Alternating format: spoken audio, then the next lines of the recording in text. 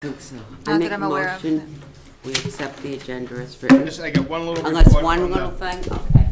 Trails folks, but be brief. I make a motion, we accept the agenda with the add-on. Okay, thank you. Second. All in favor? Aye. Thanks. So the first order of business is the best order of business. Yes.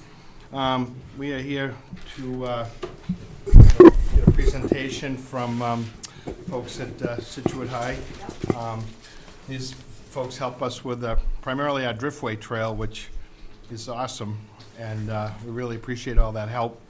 And so maybe I'll let you go first, if you don't mind, and then we'll lead into this. Yep. Thank you. Okay. I'm Gail Barrasso, and I'm a special ed teacher at the IXL program at Scituate High School, and I have 3 students that worked at the Conservation Commission this summer: Patch Ross Fitzgibbons, Colin Carr, and Sarah West. And Patch and Colin are Scituate residents. Sarah is a Weymouth resident who attends the IXL program, and all 3 of them have worked this summer at the Conservation Commission. And Colin's brother Ethan took some footage. I kind of jumped to the middle of the footage, just a couple minutes, just to give you an idea of them working. Remember, they only took fishing one. Let's put it in our bucket just to carry it. When we go back out, we'll take it out.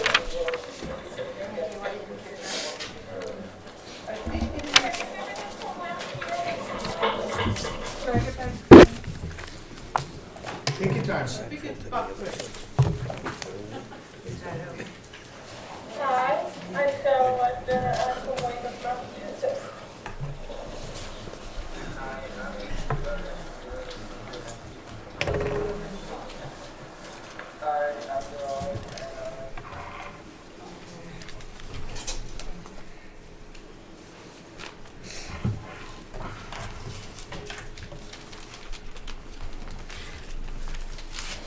Hi, I'm Sarah Wester. I'm from Weymouth, Massachusetts.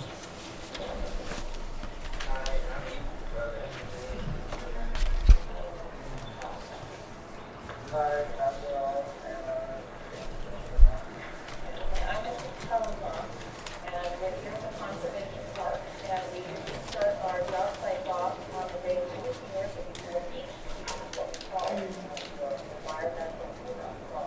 So go ahead and come down here, keep our eyes shut.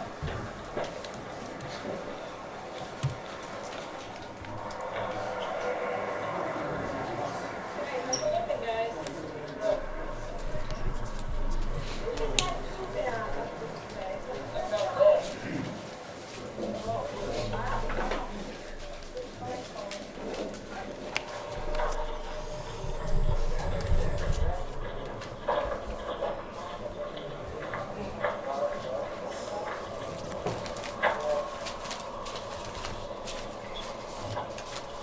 Goodbye, Will. Wow, you must have had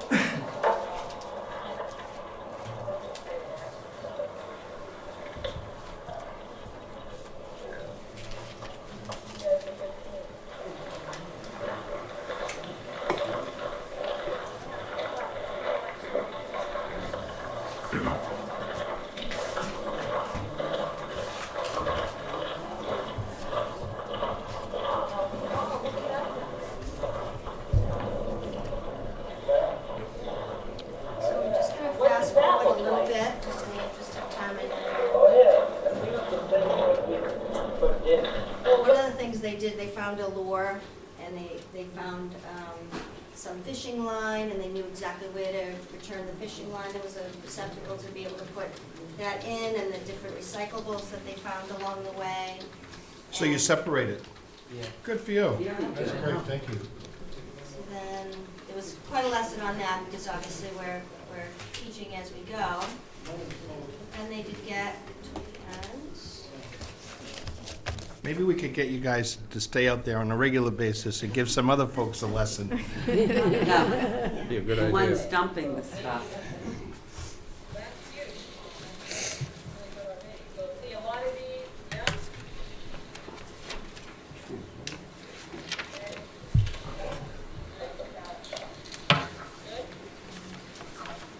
Anything that's low hanging.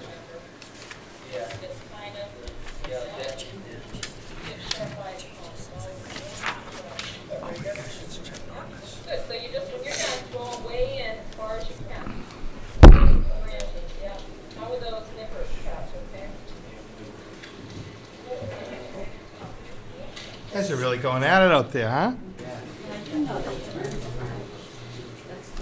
How do you think that place stays so nice? Well, I don't know. Now I do.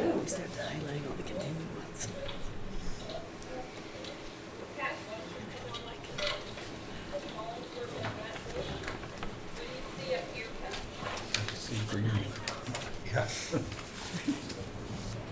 maybe some of the smaller ones.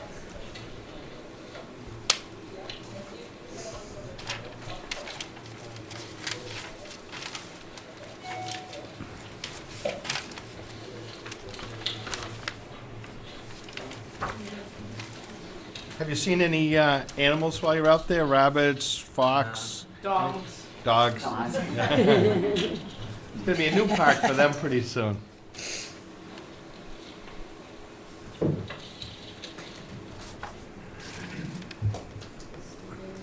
Awesome. Thank you very Thank you much. very much.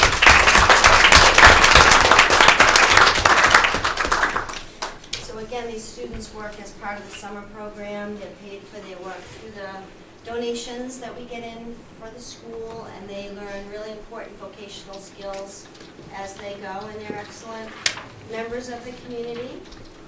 Certainly. Well, we really appreciate your efforts, and you're really the way that the Driftway Park remains in such great shape. We have some volunteers in a couple of the other places, but you guys are the ones that, gals, are the folks that keep the Driftway Park looking good. And it's probably our, what did you say, Jen? It's our most visited Yeah, Yeah. it is. park in everything that we have here. So it's, without your efforts, it would really not look the way it does, and we truly appreciate that. We don't have enough for you for what you do, but we have something. I just want to pass these out. Carol's got a little certificate for Colin. Well, thank you very much. We really appreciate it. Thank you.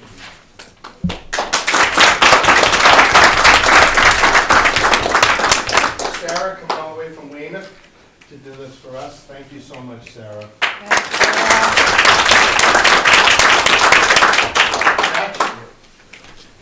How do you say your first name? Andre.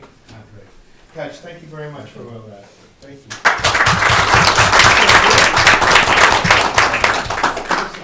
Thanks so much for what you do, and we really appreciate the folks that visit the park, appreciate it, and again, it wouldn't look the same without your efforts, so thank you so much. for the opportunity. Thank Can we you. get a picture of them standing there? Sure. You guys stand, you guys stand?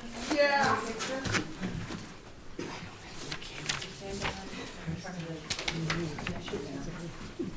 Here, front, go back. Let's see, can you, why don't you guys slide over a little bit, they'll come this way. In other words, get out of the picture. That's what I was thinking. I want them in the picture.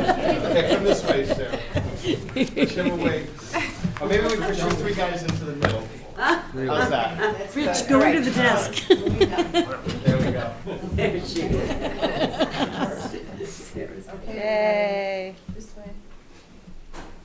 Thank you so much. Awesome. Thank you very much. Thank you.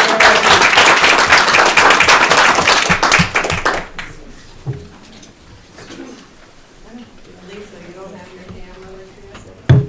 I know, this is the first time I didn't have it. Normally, yeah, because I take, then I send them to Carol. That's one mistake. Thank you.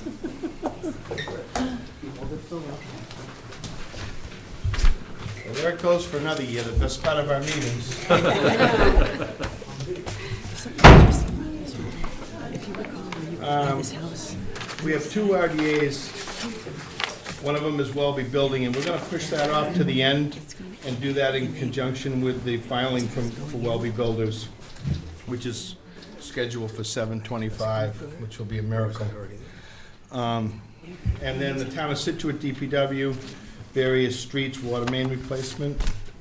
Have somebody from DPW here?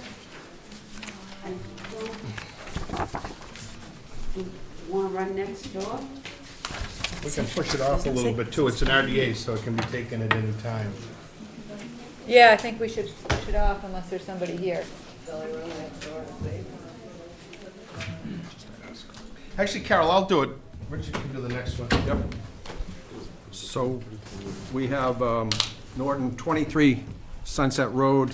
My understanding is that there's been a request for a 2-month continuance to May 21st, is that correct? Yes.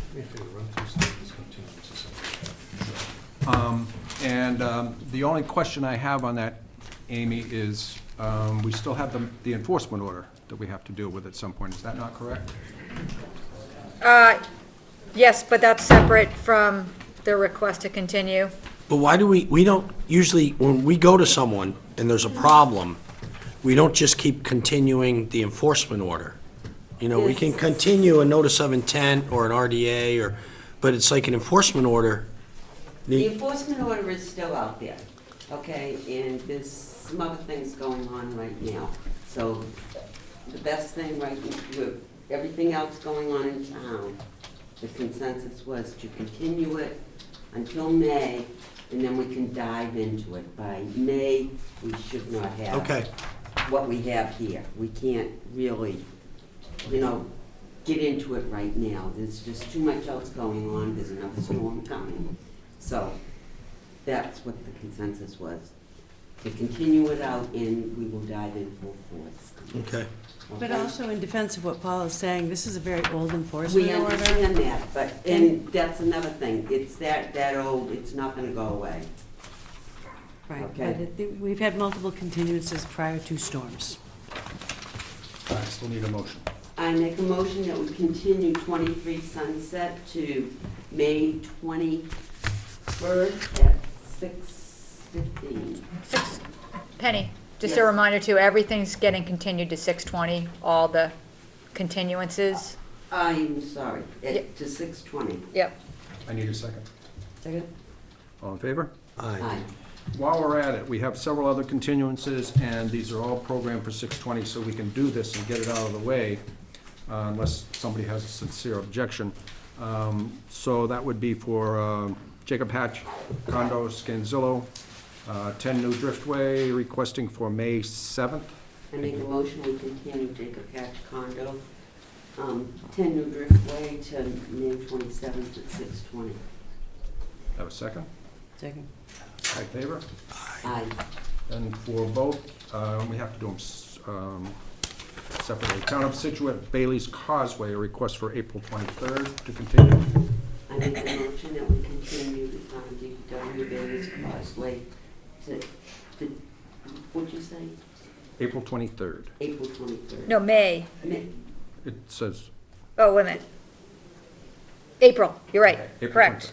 One says May, one says April. Yeah, Okay, April, okay. 4/23 at 6:20. Need a second? Second. This one, Town of Scituate, DPW Gilson Culvert, request to continue to April 23rd. I make a motion, we continue Town of Scituate Gilson Road to April 23rd at 6:20. Second? Second. All in favor? Aye. Aye. And we have 67 Border, Martin, Raise Rebuild, request to continue to April 11th. I make a motion, we continue 57 Border to April 11th. Second. All in favor? Aye. 2 Prospect, request to continue to April 11. I make a motion, we continue to Prospect to April 11th at 6:20. These are all 6:20. Second? Second. And let's see, we've got 2 more I think we can do. Town of Scituate, DPW, 26 and 32 Gardner, request to continue to April 23. I make a motion, we continue 26, 32 Gardner Road to April 23rd at 6:20. Second. All in favor? Aye. And Young, 18 Lowell, request to continue to April 11th. I make a motion that we continue 18 Lowell to April 11th at 6:20. Second. All in favor? Aye. Aye. And I deserve congratulations for getting 7 things off the, right down the list. But now we need the chairman back. Yay, Rich. Good going, thank you. We need the chairman back. If somebody can open the door and tell Just him. open the door and Couple pilings are not gonna make a big difference. Is he out there? Oh, okay, so it ends here, so it doesn't get into the... Right, he's talking two pilings, yeah.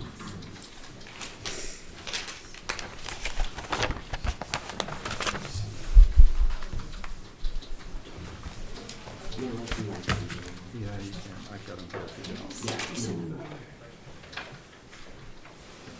I don't think it's on this one. We'll probably do the next one, because I'm not so sure the engineer for You're right here. Tuck. Sure. 224 224 Central. Central? Is anyone here for You don't 224 have- Central? Notice my list. But he didn't mention 43 colors. So we can hold off on that, I might. we were waiting for like Yeah, for the DEP number, so I think we can just close that one. Sorry about that. We have the DEP number for that? We do. Give it.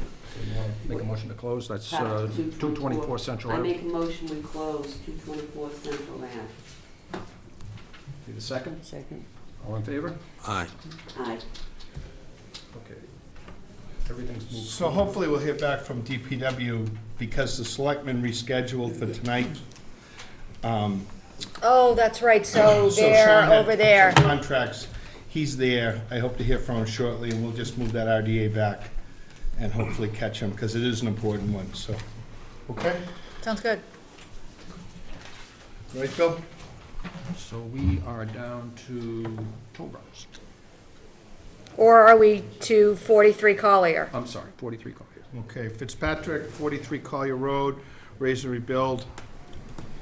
Good And- evening. And Frank, could you just remind the audience on our approach tonight? Sure. Because we've got a packed agenda. So my coach is telling me that because of the 2 canceled meetings, we have a lot to go. It doesn't seem like we just moved through quite a few, but we also have a bunch of other hearings this evening.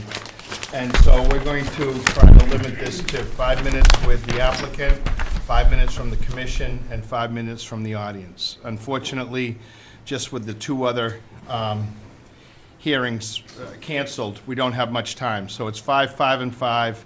If we can't get to all of it and there's questions, then more than likely it'll get continued and we'll deal with it. Okay? Thank you.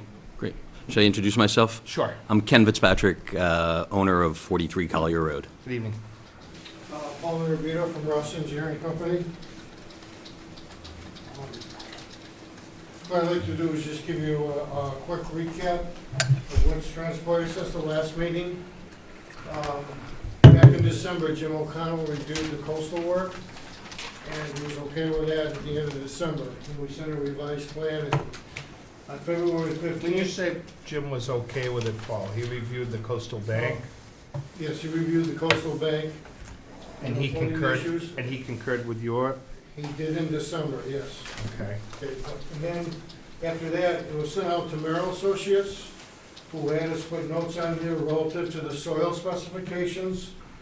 We added the roof infiltrators. He also asked for some spot grades, and he asked for some special grading in the front so the lawn would have a small berm to make sure the water kept flowing this way, which it's doing now. This was simply some added insurance. The only, and then, that was February 15th.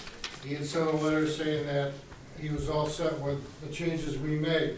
Last week, I received a letter from Jim O'Connell, and he had a question about only 2 contour lines. I spoke to him this morning. This is the only difference between the Merrill plan and his plan. I'll explain it quickly. This yellow and orange line is the contour Jim O'Connell wants to hold here and here. This is the 11-foot contour, and this is the 12-foot contour. This line here you see in yellow is what we proposed to Merrill here, and this is the 12-foot contour. All this does is it makes sure the water goes this way and down through and out through the opening in the wall. Either case, that'll happen. Jim wanted these to stay here because he felt this was a coastal bank. And when the house is taken down, he wanted to see this grade taken straight across. So when the waves come up here, if they do, that they would tend to die out here rather than follow a swale. These swales are very shallow anyway, they're probably a foot. So the only change from the plan that Merrill had, which is this one, was the change in these two contours. And on the plan I showed you on the back, we did add a revision date. I spoke to Amy this morning. I do have copies of the revised plan. Again, this is the proposed driveway, the blue is the house, and this is the flood zone here. So other than that, there's been no changes to the plan. Were you gonna develop a vegetation plan, Paul, for that? Yes, we did do that. Yeah. We have it right here. That hasn't changed. This is your 5 minutes. You don't even need that. You have this plan already? None of the changes that we made would alter this. Because again, the front yard, the side is gonna be lawn. This is the planter bed in front of the house. And there's some lawn here with some shrubs as well. This is all the, a lower portion of the property, which is all stone and rock from overwash. Okay, so my understanding is you are going to give us another revised plan with the contours back on that Jim O'Connor wants. This plan here. Yes. It'll be the same plan on the back, but the contour lines in this location. Okay. Kind of This- splitting hairs. This is where we had them, on the plan in December that Jim asked for.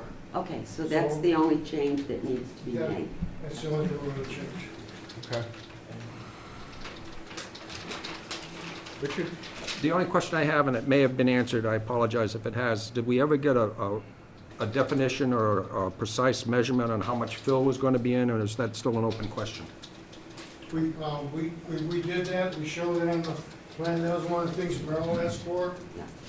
Just checking. We showed, just 220 yards, which will be encapsulated by the wall for the driveway. The lawn area has 130 cubic yards. And underneath the house, we're gonna have 4 inches of crushed stone. This is about 40 cubic yards. Thank you, that's all for now. Paul? No questions. Lisa? So what percentage is the fill now? What type, What percentage? what percentage? Because I had notes here to reduce the fill to 6.9%. 6.9% of the total square footage of the lot, or? We don't have, when we first started out, we had quite a bit of fill underneath the house to pick the grade up. Yeah. The commission had an issue with that, but the fill for the driveway was, was a constant, as well as the front yard for the landscape. Other than that, everything stayed the same.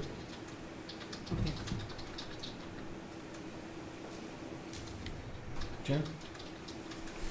Amy, do we have anything else you want to add to this piece? No, I think I'm good. Okay. All right. Anybody from the audience? Yes, sir. Can I come up? Yep. Paul Bowers from Lincoln Ave. Butter. You're not mentioning, saying nothing's changed, but you notice they've got these infiltrating downspout connections. They're now in my easement. So my question is, why didn't you bring that up? To look at the plan. Here's the easement line right there. And he's got downspouts connecting to easement. Now, the easement's going to be used not just for people walking through, but obviously now with after the storm, heavy equipment to rebuild that wall, that type of thing. So I can't understand that. And also this fill over here with the stairs coming down. Why don't you point that out over there, Mr. Barr, so the applicant can see what you're... These weren't on the last meeting that I attended here. These weren't on the No, plan. those were put there at the request of Merrill Associates, who the commission hired to review the plan. Those are all subsurface, you won't see them, they're all below the ground. So I'd like you to address whether or not, or just take a look at whether or not that's something that should be going on with the easement there. And I just wanted to see if I could convince the board to go down and take a look at what's happened to a lot since the storm. The easement now is completely impassable. It's like going to the Grand Canyon to get down there. And that wall took a real beating, and the water level during the storm was over that wall. So basically, what you're being told is, okay, apparently, you know, on a coastal area like this, to put supports for a deck on top of a concrete wall that's built well below where the tidal flow comes in during the storms, I think is, I don't know how that can be permitted, plus fill at the bottom of these stairs. After you requested that they not do any fill now, it shows 60 cubic yards of fill at the bottom of the stairs coming off that deck. And the whole wall, seawall in front of this house now is subsided. The town's been down there looking at, you'd also just take that into account, plus the, When you say it's subsided, it's the actual riprap, the whole wall has gone down, and there's a big scour between that wall and the riprap. It's, I mean, I really think it's your duty as Conservation Commission to go down there and take a look at what's happened since this project started. I think the whole thing has to be redone after all the extension erosion damage has happened. I don't think you can even use that wall now effectively as part of the construction project. This house is much too close to the wall there. It's dangerous. Plus now there's no way, the only access to the entire spit area at high tide. You just can't even walk through. The only real correct access is the existing easement that he's moved over there, but it's not. I know that's not an issue for you guys, but you have to be aware he's putting drainage in there. He's building this house right up against this 30-foot easement. He's already tried to landscape it and restrict the use of it. I think it's just an inappropriate use of a very important resource for the town. So, you know, the neighbors have asked me to make sure we come in here and address this. There's also another issue. The water that's flowing by this house is going through drainage area that an actual drainage setup that goes through the other property that's being constructed there. And now the big caisson or drain that goes to next to the seawall has been completely exposed, and we're concerned that that may not be functional. So all the water that's flowing by this house may not be going anywhere. It might just be collecting in the low point right next to this. So that's something else we've sent a letter to the town administrator to address. So I just want you to be aware of all this stuff. It's not the same situation that you saw when this proposal first came in. sure. When that easement area, maybe the applicant can explain it, when that easement area gets deteriorated, is that something that the town comes in and repairs, or how does that get maintained? I mean, it really depends on the severity of it. The town has come in, the Third Cliff Association, which we're a part of, and folks in the audience are a part of, as well as us as the homeowners. We take it off. There's, again, when the storm comes up, rocks come with it. Right. So we pull it off the lawn and make it passable. But the interesting thing is, where that easement leads into is a rock walkway, and rocks came up onto it. And again, every year, there's a percentage of rocks that come up, and we clear it out and continue to leverage it as a right-of-way to the spit. And it's for the Third Cliff, based on the easement rules. It's not for the whole town, it's for Third Cliff. So we all take pride on it, this one and one other one at the end of the street. And then the easement, if the wall needed to be repaired or something like that, is that easement also afforded for that? It is, and I would argue that taking a current structure that's on there right now that got beat up kind of bad in this last storm, our plan is to take it out, and so it's not part of it, which sits in the existing easement today. Sure. So if heavy equipment needed to get in there, we're actually making it more accessible. Again, I've said in the past, our goal, and the reason why we've lived there on and off for the last 25 years is we like people have access to the beach, we use it, we walk down the rock. Sure. And whether or not we do this project or not, those rocks are gonna come up in the winter, and we're gonna fix it, you know. So it's your property, but there's an easement over it, That's is that? Okay. All right. And you understand that might... That's our, yeah, and again, like I said, if I just moved in and I hadn't been through what's happened. Now, I will agree that this is probably one of the worst storms that we've had, and Sure. there's a lot of rocks there now, so it's gonna take a couple of us to work to make it a little bit easier to get through. But it's not like we put a barrier in that you can't get down to the space. No, what occurred there is from the storm, right? Right, but my point is, the easement that was designed originally there goes right through the middle of this property. It never should have been moved over there. Well, And if he goes and tries to build this, we're gonna fight it, because you did not replace the easement with something that's suitable for access to the beach. And it's even more apparent right now, and I'm surprised there are very few questions by the board about. well, we've had multiple hearings, and we've talked about this, and we've had consultants, so I think it's changed considerably from where it was, to your point and Where's others. now look? That's my only request. I'm sorry it took more than Sure, 5 minutes. okay. And also the fill and the putting drainage instead of, I don't know where he thinks he gets the right to do that if it's truly easement. So it is our property, it just it can't be construed. Right. It's underground. If it was blocking, I think that I would agree with you, but it's not blocking. And if the town has to run machinery over there, it's at your peril. Okay, Thank you. thank you. I have Amy? it down. Anybody else in the audience? Yes, sir. My name's Frank Nelson, I'm in a butter. So my question is, the actual seawall, I mean, I think everyone can agree it's had a major breach right at that nexus point. Mm-hmm. Who is that the town, or that, I mean, this is like, it's a major damage. Mm-hmm. Who- You know what, those are Does it questions. fall into someone's purview? Those are Because questions, it's changed those are Is it- questions that happen in a lot of places, and we're dealing with it. We have a customer in Duxbury we're just repairing. They had a bad situation with that, and everybody's trying to work to resolve it. It's gonna take some time to shake out. Some of these walls were built by Army Corps, some, I think this one was on the court. Yeah. Well, just a question, so are you talking about the revetment? No, Or are I'm you talking about no, the no, seawall that's I'm talking about the on actual seawall that's Fitzpatrick, about 12 feet in front of the revetment. The big major seawall. that's holding up the deck? No. No, he's. The revetment, oh, you're talking about the a revetment, seawall okay. is the. Many of those pieces are up against the. The revetment would be the town. Right, so the seawall is the concrete piece. Yeah.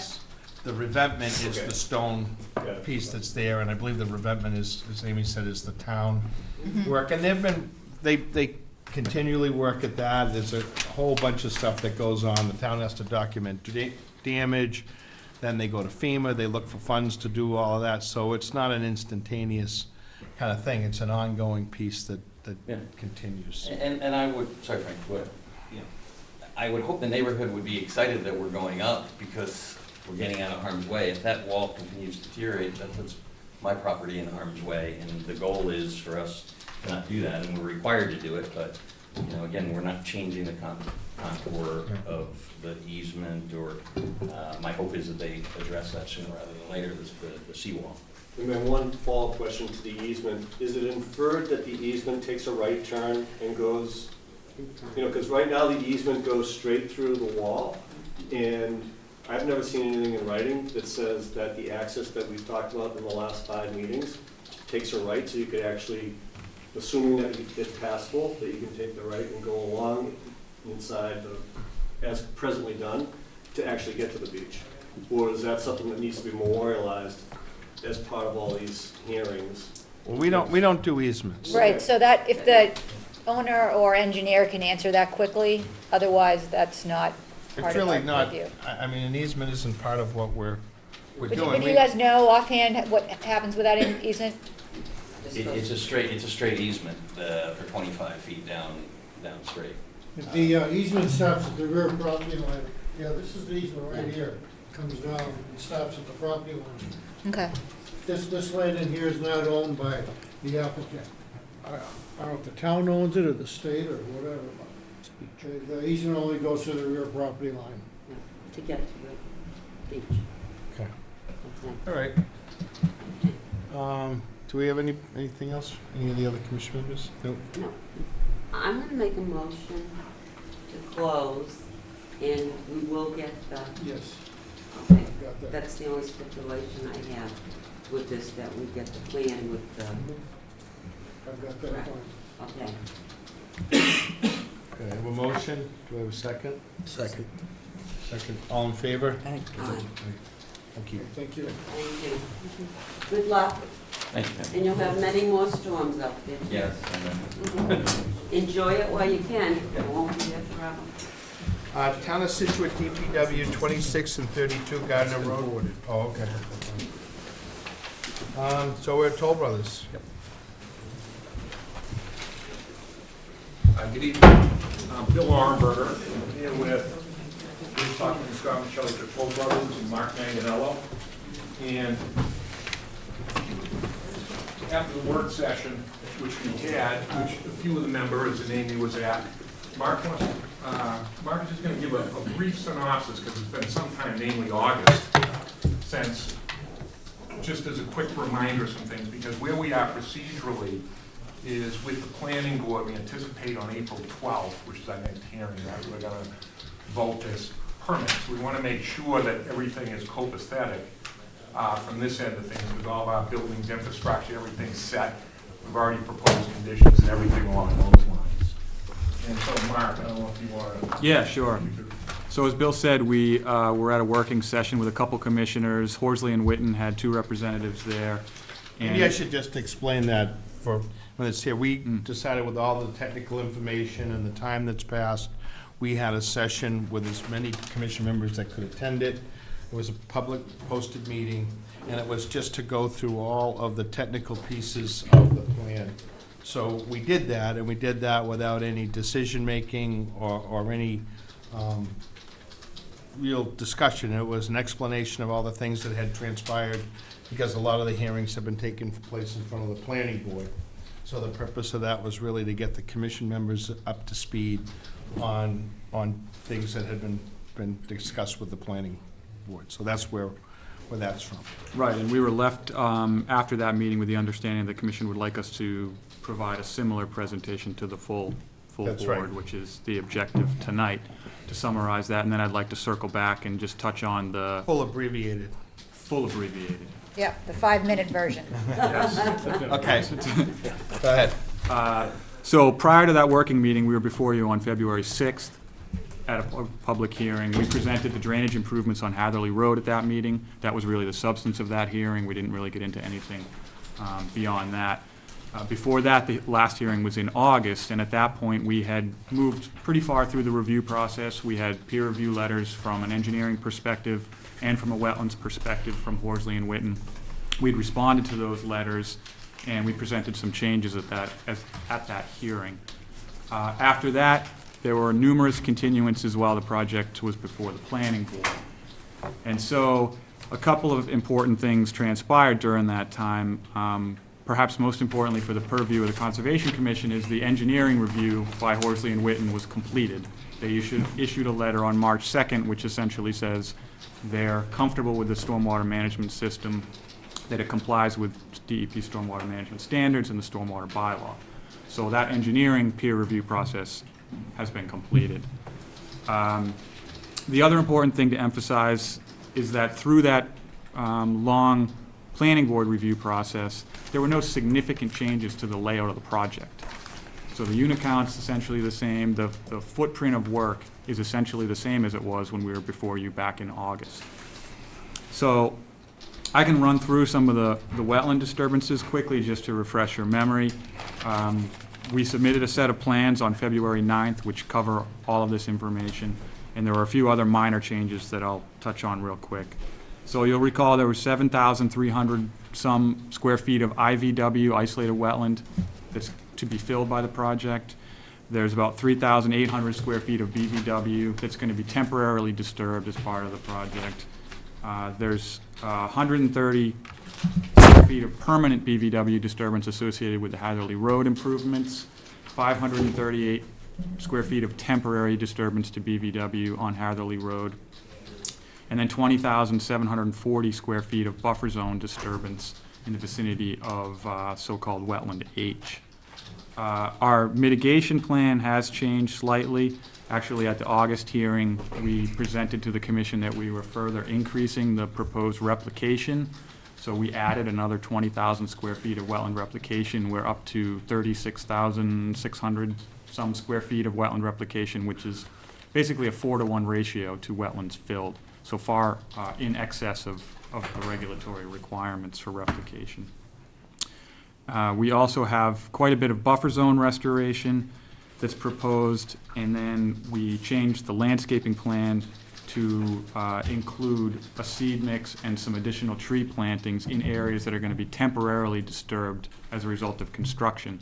These aren't necessarily in buffer zone areas, but they're areas that can be restored, that will be temporarily disturbed and can be restored to provide some wildlife habitat benefits. And those total over 9 acres of the property. The other minor changes, we added a walking trail to the plans. I think everyone's familiar with that at this point. It doesn't change the wetland impacts. It uses the existing disturbance that had been identified for the sewer line crossing the wetland, so that's where the walking trail will cross the wetland. I mentioned the replication area and the landscaping plan, and the other change was the Hatherley Road drainage improvements, which we presented at the February 6th hearing. So that's kind of an overview of the wetland disturbances. We asked Horsley and Witten at the working session if they could provide us with a final or another review letter that was more focused on wetlands stuff, which they did. We received it, as I'm sure you did, this past Friday.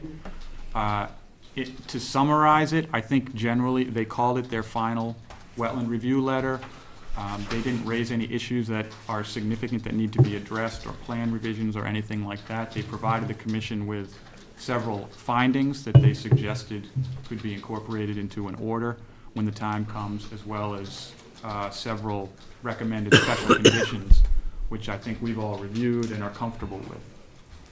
So that's kind of where we're at right now. If there's any other project-related detail that you'd like me to touch on, I'd be happy to do so. Why don't we go through the members and then see what the questions are, and then we'll circle back. Okay, I don't really have any questions.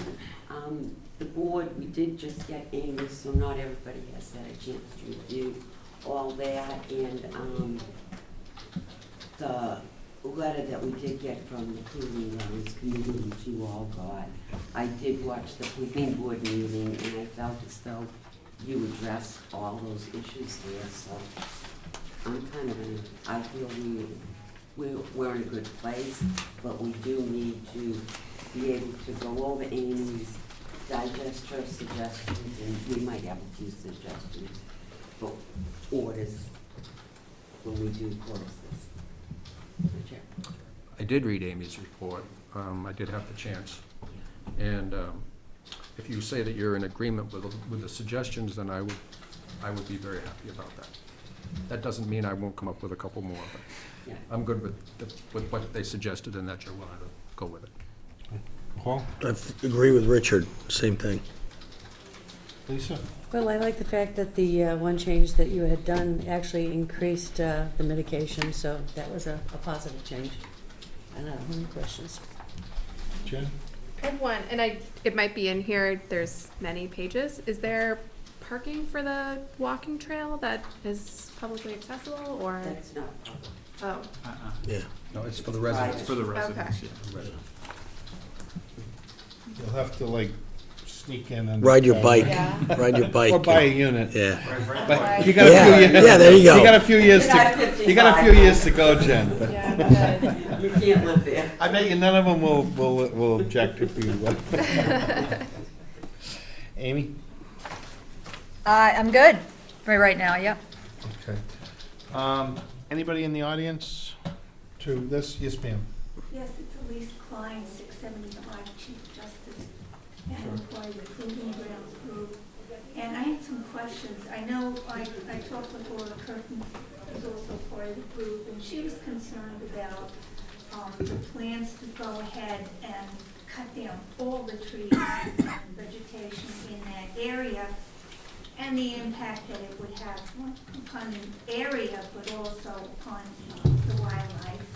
There was no mention about box turtle habitat. And also, I had some concerns about the 8 wells that are going to be sunk in the property, because that will be a conservation issue. I brought it up in the planning board, and they said that that fell within your purview. Okay. Because it's going under bedrock, I understand. Okay. And I tried to get in touch with the Water Resources Committee, and I wasn't successful. Well, let's see if we can get a couple of answers there. I recall the clearing, we had a discussion, I think this was phased a little bit, if I'm not mistaken. Maybe Mark or somebody wants to explain that. Yeah, Scott, you can probably explain the phasing plan? Yeah.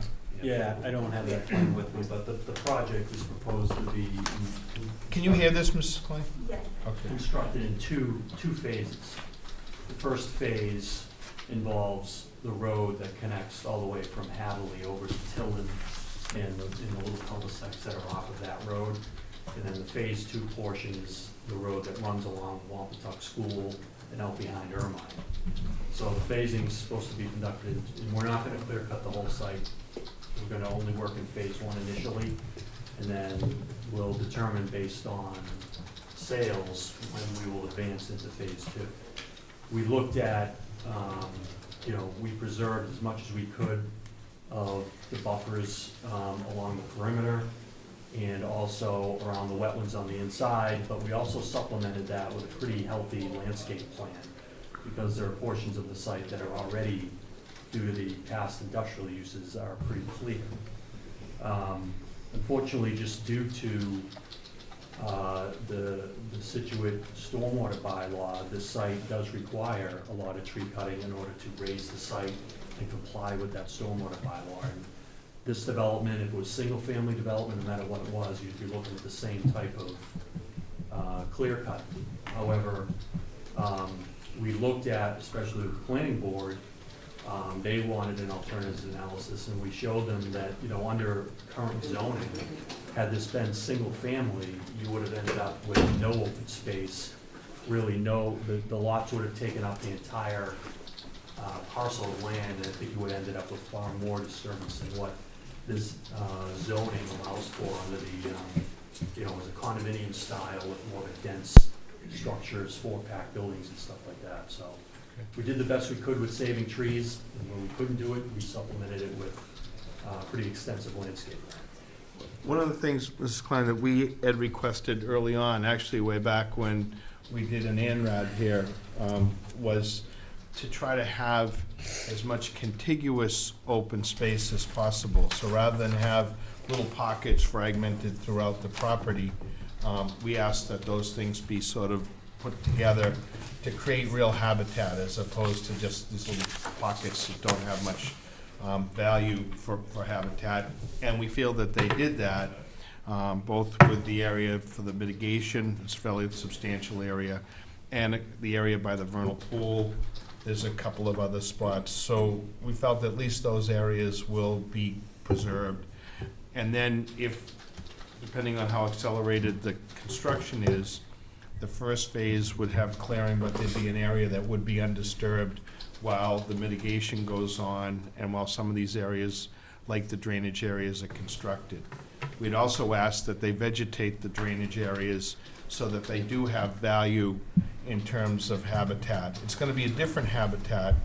The commission's not necessarily opposed to that because it affords habitat to other types of animals that have lost that over the years. So I know cutting down trees doesn't sound like the right thing to do there, but in some cases, we're actually looking for diverse habitat, and some of that will get created in this process. Not ideally the way we'd like to see it, but some of that will happen. As far as the turtle's concerned, will there be a sweep? Yes, there is a sweep. We agreed to provide a copy of the turtle protection plan to the commission. Yeah. So that will take place with our consultants as well. And then the irrigation wells, I'm not sure I have quite the answer for you. If they're deep wells, then typically they don't impact the surface area as much, but I probably should let the engineers answer some of that. We've discussed it before with other sites, but go ahead. Yeah, I was gonna say the exact same thing. My understanding is when they're deep wells, they don't influence surface water bodies or hydrology associated with surface wetlands. And also the purview for those bedrock wells is Board of Health. Okay. But even though they have wells that they're gonna use for irrigation, they still have to comply with a lot of the state guidelines, when they can use them, the time of day that they can water. They still have to use conservation measures in those things as well. That just gets regulated by the state and by the Board of Health. Sure. The notion behind those wells and drilling their own wells rather than using the town of Scituate's water was so that Scituate's water, or the people's water would not be impacted. But those wells are like sponges.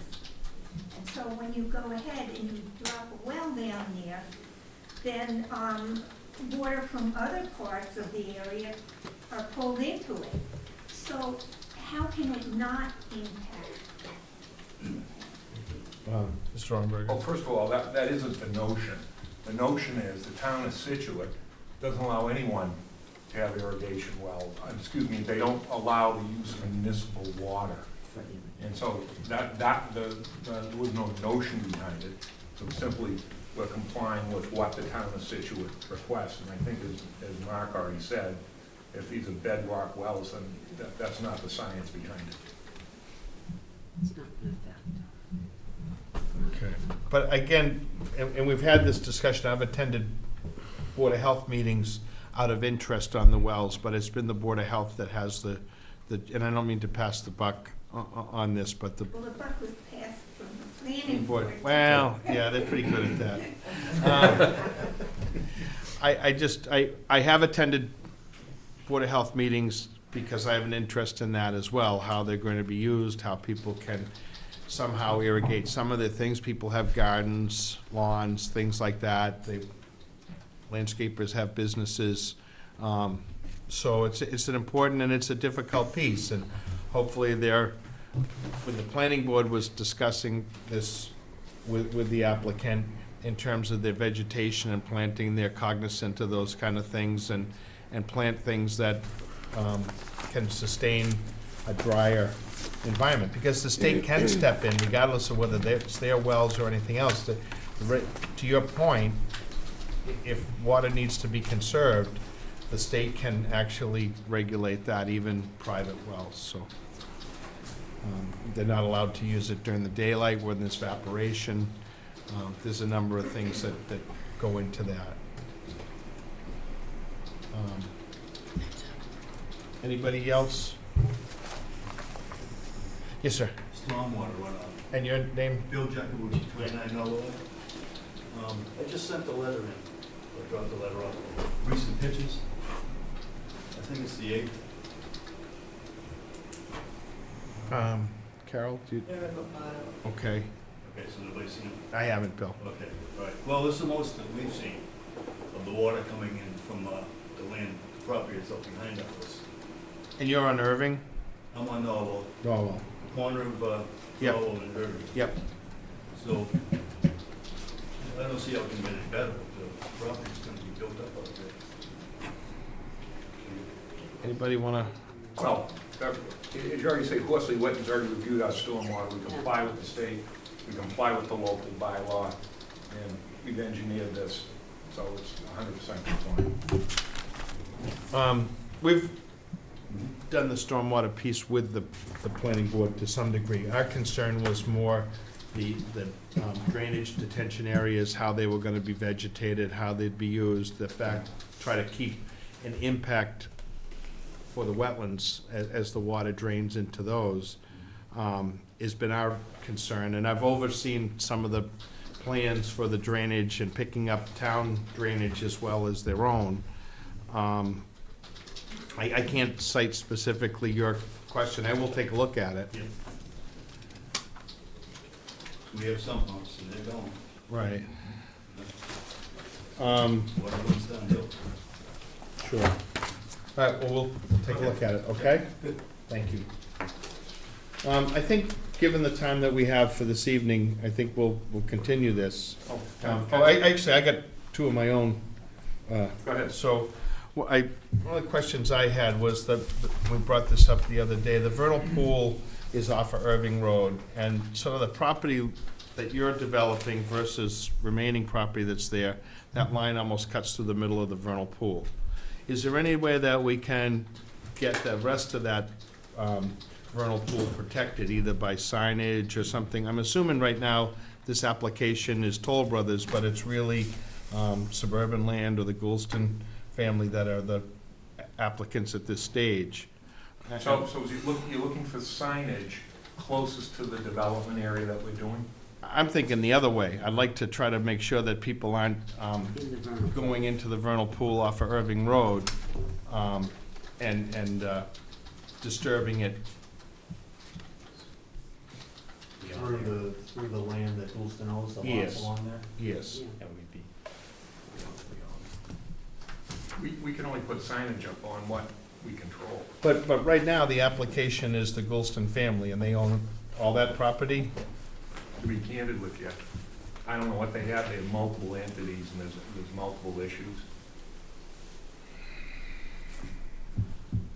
If the right-of-way there, the town right-of-way extends beyond the pavement, then the town could do something at the edge of the road. Right at the edge of the road. At the edge of the road, 8 feet. Yeah, Yeah, because the asphalt doesn't cover the whole right of way. right. No, that's not. Okay.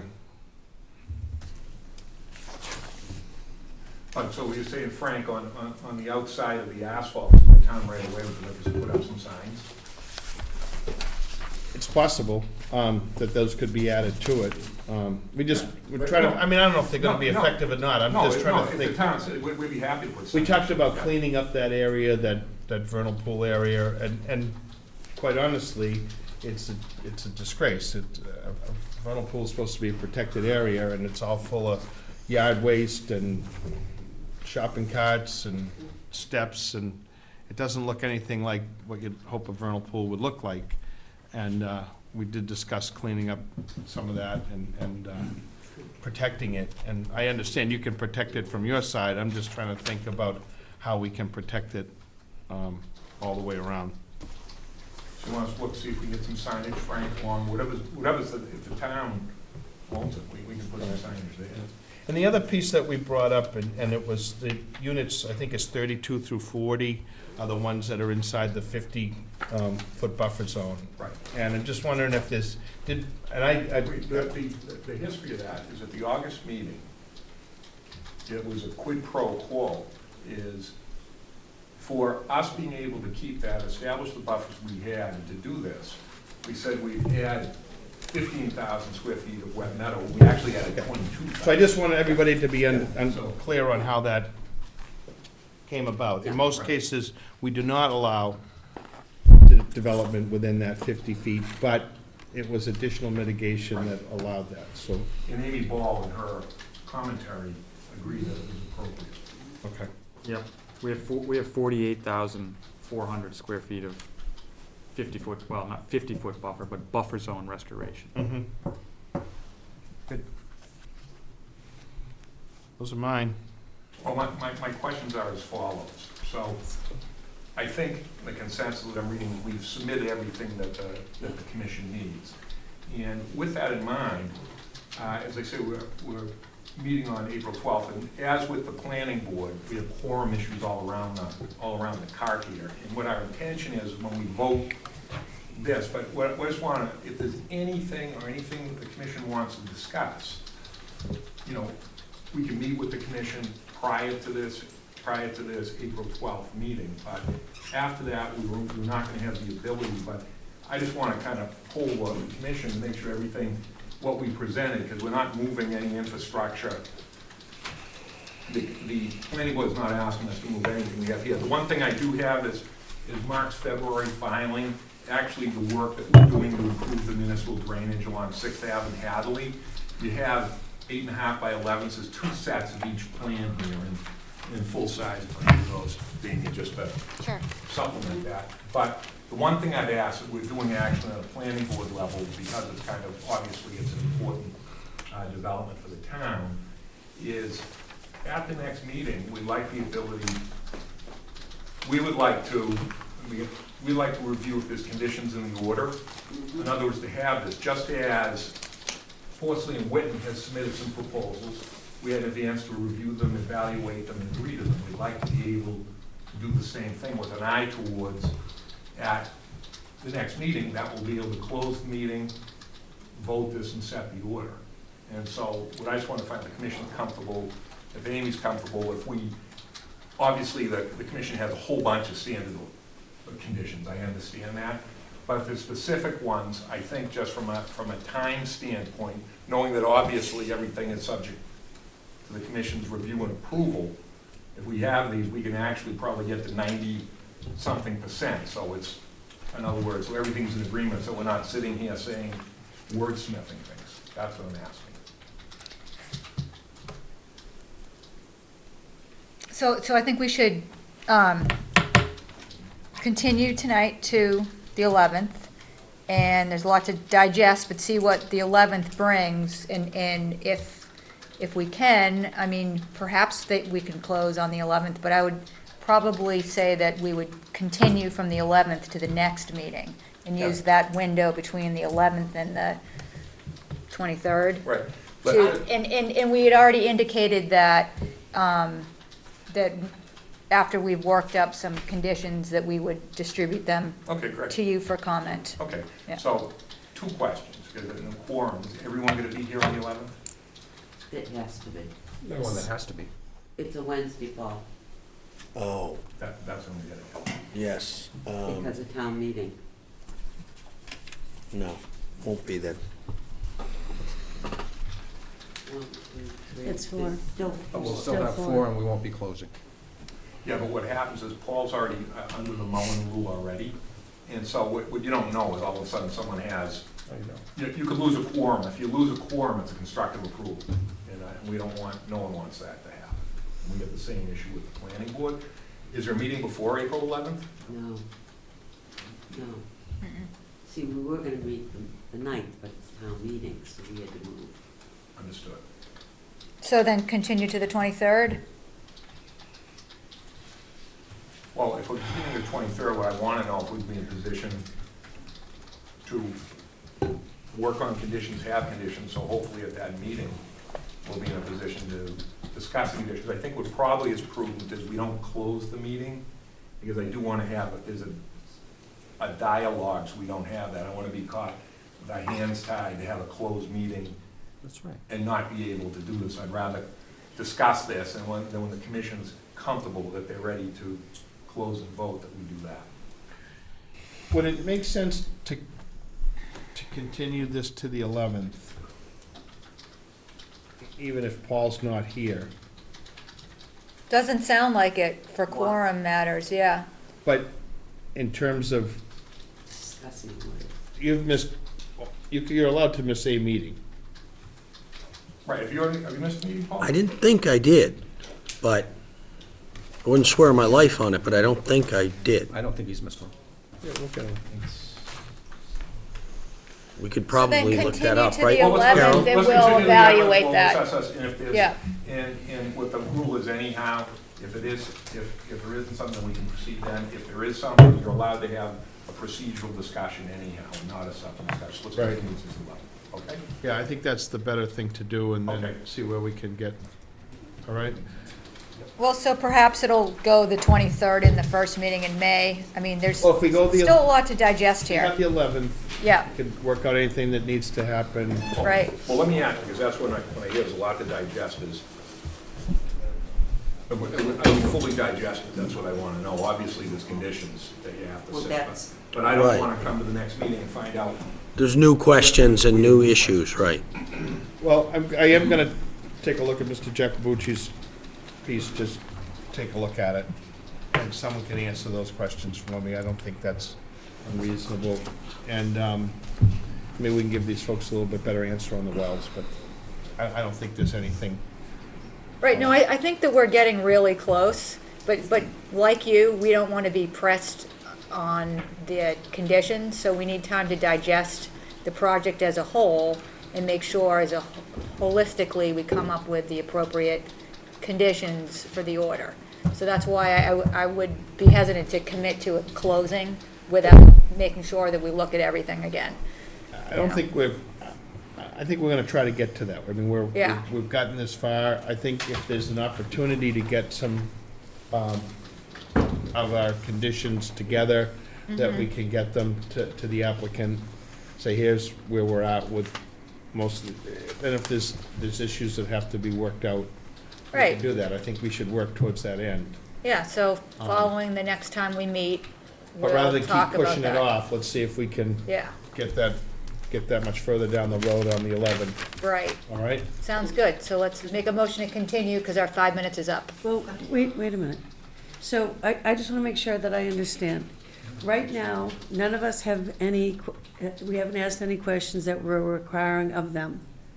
Right? Information, right. And so only once, we start to put together the order conditions, if we then have a question, then it can be communicated. Right now, we're not missing any information. Well, Right, unless No, if there's something you want, speak up right Right, now. That's right. the But question although on you the floor. haven't Is there had a anything you're chance to missing? review Amy's letter, so that's why we're continuing so that we can make comment as to whether or not we agree with the peer review, and it gives us time to take a look at that. So that'll be the next meeting. And then we'll continue, and during the time in between, we will work on Perspective conditions. order, right. Yes. So I think all the more reason to meet on the 11th and get to that point. Yeah, as long as it's not a quorum issue, that would be my hope as well, yeah. Okay. But if it is, then perhaps it goes to the next meeting. All right. Make a motion to continue to the 11th of April. What do we have for time, Penny? It's gonna be 6:20, they're all 6:20 if they continued. I just wanted to say one quick thing. My feeling on this all was that we would digest what Amy wrote.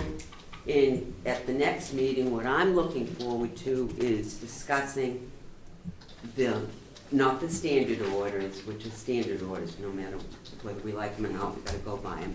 The other orders that we would like to see in there. So that's what I personally would like the board to think about. And while you read Amy's, she did put in some suggestions, but anything that you would like to see at the end there of special type of things, that's what I wanted, I was hoping to discuss at the next meeting. Okay. Okay, so I'll make a motion to continue to April 11th at 6:20. That's how Penny always gets the last word. That's right. That works. Hey, Second. listen. Second. All in favor? Aye. Thank you. Thank you. Can somebody see if Sean McCarthy's out there? And He's out there with Mr. Bajorklin. Steve-O. Lucky him.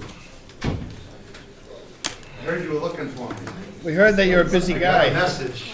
I don't know what it's about, though.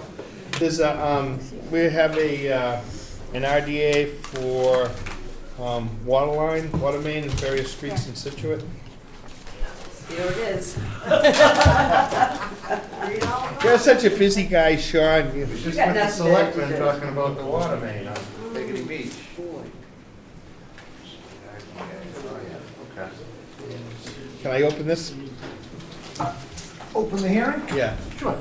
On March 19th, of 2018, during the 6:15 meeting at the Town Hall, Scituate Conservation Commission will act on the request of the Town of Scituate DPW for determination of applicability of the Massachusetts Wetlands Protection Act and the Scituate Wetlands Bylaw to replace water mains on various streets in Scituate. Butters and other interested parties are invited to attend. Good evening, Mr. Chairman, members of the board. Sean McCarthy with the Scituate Engineering Division. Before you this evening is a request for determination for applicability for a water main replacement project. Similar to the last 4 or 5 years, all the works within the roadway, within the public way, the paved way. There'll be full water line replacement on Oceanside Drive and a portion of Turner Road. A lot of the roadways listed in the project are only service connections, meaning there are two mains located within the roadway. An early 1900 cast iron and a newer either AC or a lined cast. So what we'll do is we'll take those houses on the old main and transfer them to the newer main without a full mainline replacement. What we've done in the past is reviewed the construction documents with the agent and determined where locations necessary to place erosion control. The silt sacks always go into the catch basins, but along the roadway edges near resource areas, they've installed the straw wattle, staked straw wattle for some of the projects, at least till the pavement has been restored. So any open excavation trenches for the day or two that they are open, there is erosion control in place ahead of schedule for that. No, I don't have any questions. What roads would you be working on? What roads? Oceanside and Turner. Okay. Booth I Hill missed it. Road See? is a service transfer, I believe on the east side. Gannett Road cutoff, we just did that one. Gannett Road will have service transfers. Okay. Julian Street in Humrock. The plan is to put pressure-reducing valves on both of our main lines as they come over the bridge into Humrock. Pressure down there is around 90. That if there's a leak, we don't even know it. So the idea is to lower that back down to 60, which is typically around town. So my shower isn't gonna be as good anymore? I'm afraid It's like a jet blast right now. The one best part of Humrock is the power. It is. You're not gonna get it. Manlot Road, Ocean Ave, and then, like I said, Oceanside Drive and a portion of Turner is full main replacement. Okay. We'll put this list up on our website as well, so people We'll have know an when idea it's of being done. exactly what's Do not coming watch up. the sheets. Yeah, there you go. Thank you. I'm good. I'm against lowering the pressure, but other than that, it sounds like a good project. Well, you and Lisa start something. No, Lisa? actually, maybe I should have checked the website because we were up without water. I was like, oh, shoot. That's because the pressure was too I was high. in the shower. It's like, Fun. Yeah, they were digging on Central today. Morning? Yeah. I heard there was TMI, a all break. right? oh, sorry. Jen? I'm good. Amy? I'm good. I mean, it's a roadway project where you're gonna trench and go, right? Yep. So And temporary resurface. So it appears that a negative determination would be applicable. Okay, anybody in the audience? I make a motion for -3. Second. All in favor? Aye. Sean, thanks for coming back in here. Welcome. Thank you. Thanks for reaching out You to me. haven't been busy enough lately, Sean, huh? Sean. I couldn't get your number, but Jen was willing to send you a message. Good work. Thank you. Thank you. Good night. Right. Let's see. Too many pieces of paper floating around here.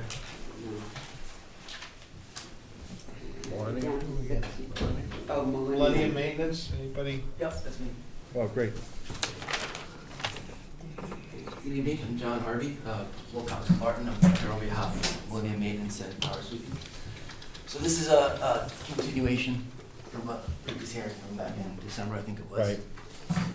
And at that time, Amy had asked that we submit some additional information, which we have done at this point. Wetland restoration plan, some additional plans showing the Zone 2 location and the kind of the outline of work area. How you making out with that? How's Well, cleanup? we haven't done much of anything yet. The area is inundated right now. So we've collected some samples that, to kind of monitor the conditions. And it's status quo right now, so. Well, that's good. Yeah. I mean, it's not getting worse, and so, I mean, at this point, what we need to do is wait until that area can dry out, and we can get in there and dig out the contaminated soil. Okay. And we're not worried about any runoff into that catch basin on the corner of Man Lot and 3A? Yeah, and in 3A, no. No, that, I mean, that's, I would be, because that could make things worse for the project. Right. Certainly, you know, so I'm hoping there isn't like another accident at the corner, you know, that would contribute to that. But as far as, you know, typical roadway runoff, we're not seeing much of anything. Okay. No, there shouldn't be any other kind of collection piece around that or anything else done? Around that catch basin? Yeah. There isn't really much you can do for that, to prevent that, and because you need the drainage there. Right. So.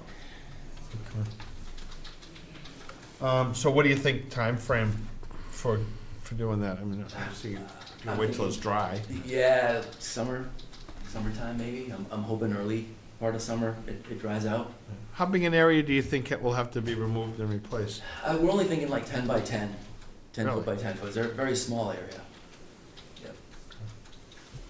It was a small accident that caused a major problem. It was, and then response actions were conducted, almost right away. Yeah. Certainly the street was cleaned up, all the gasoline on the street was cleaned up that evening. But they just didn't get it all. So this is what's left, the residual that we're going back after. And the important part about this is that it's in the zone 2. That's why we really want to go back and want to get that contaminated soil out of there. Okay. So it stops contributing to, groundwater conditions. Okay, thank you. Richard? I'm fine. That sounds good. Nothing. Amy, you good with Yeah, it? good, yes. So they did submit everything we asked them to submit, looks good, so I would say that it appears to meet the requirements of the applicable regs. So do we want to continue this until the work's done, or can we close it out? No, we would close and issue at the next meeting. Okay. All right. Anybody in the audience? This had to do with a street sweeper that was hit by a car at the corner of 3A and Manlot Road, and it overturned and it spilled some fuel, and they're in the process of cleaning that up. Thank you. So I make a motion to close. Second. All in favor? Aye. Thank you very much. Okay, thank you. Thanks. Young, 18 Lowell Street, 7-bedroom. That's been continued to the 11th. To the 11th also? Yeah. Okay. Heap, 62 Glades Road, septic. Anybody here for Heap? Yep. Yeah. A little hard of hearing. And what I'm supposed to read for you. On March 19th, 2018, at 6:30 PM, the Town Hall, Scituate Conservation Commission will hold a wetlands hearing under Chapter 131, Section 40 of the Massachusetts General Laws and Section 30700 Town of Scituate Code of Bylaws regarding the application of Donald Heap to upgrade a septic system on property located at 62 Glades Road, Scituate. Abutters and other interested parties are invited to attend. Good evening. Good evening. My name is Frank Westgate. I'm representing the applicant. I did the field survey and most of the plan work on this project. I'm going to try to be brief and keep it simple. I assume that everyone there has a copy of the plan to look at. Mm-hmm. It's pretty straightforward. The Board of Health has required that the system be updated. Right now, it's a cesspool in there that's failed. We're going to take it out. And if you take a close look at the plan, you can see that we're well limited as to where we can put this system.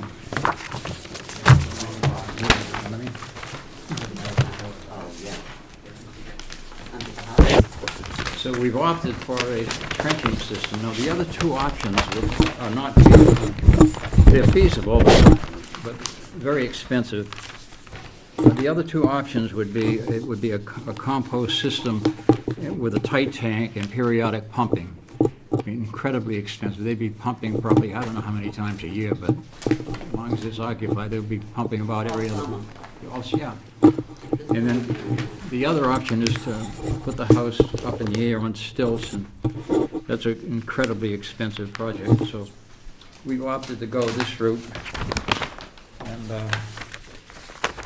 I've got the verbal blessing of the health agent, but we still have to go for a hearing with them because we're looking for waivers. If you take a look at this site, it's quite small, and there's not a lot of room there, so there's a waiver list on the plan. It's probably at least 5, yeah. In the middle of the plan on the right side, you can see the required variances that we need. And so the Board of Health will be holding their own hearing on those variances.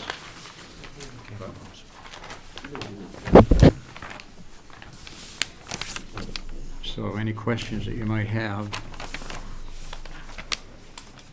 No, I kind of feel it's all up to Board of Health, because there's no land there. No, this is just what you can fit, yeah. Yeah, exactly, and however they want you to get it in, but we will have to go to them there, and the certificate and stuff, but it's very tight. Richard? No, I got nothing else.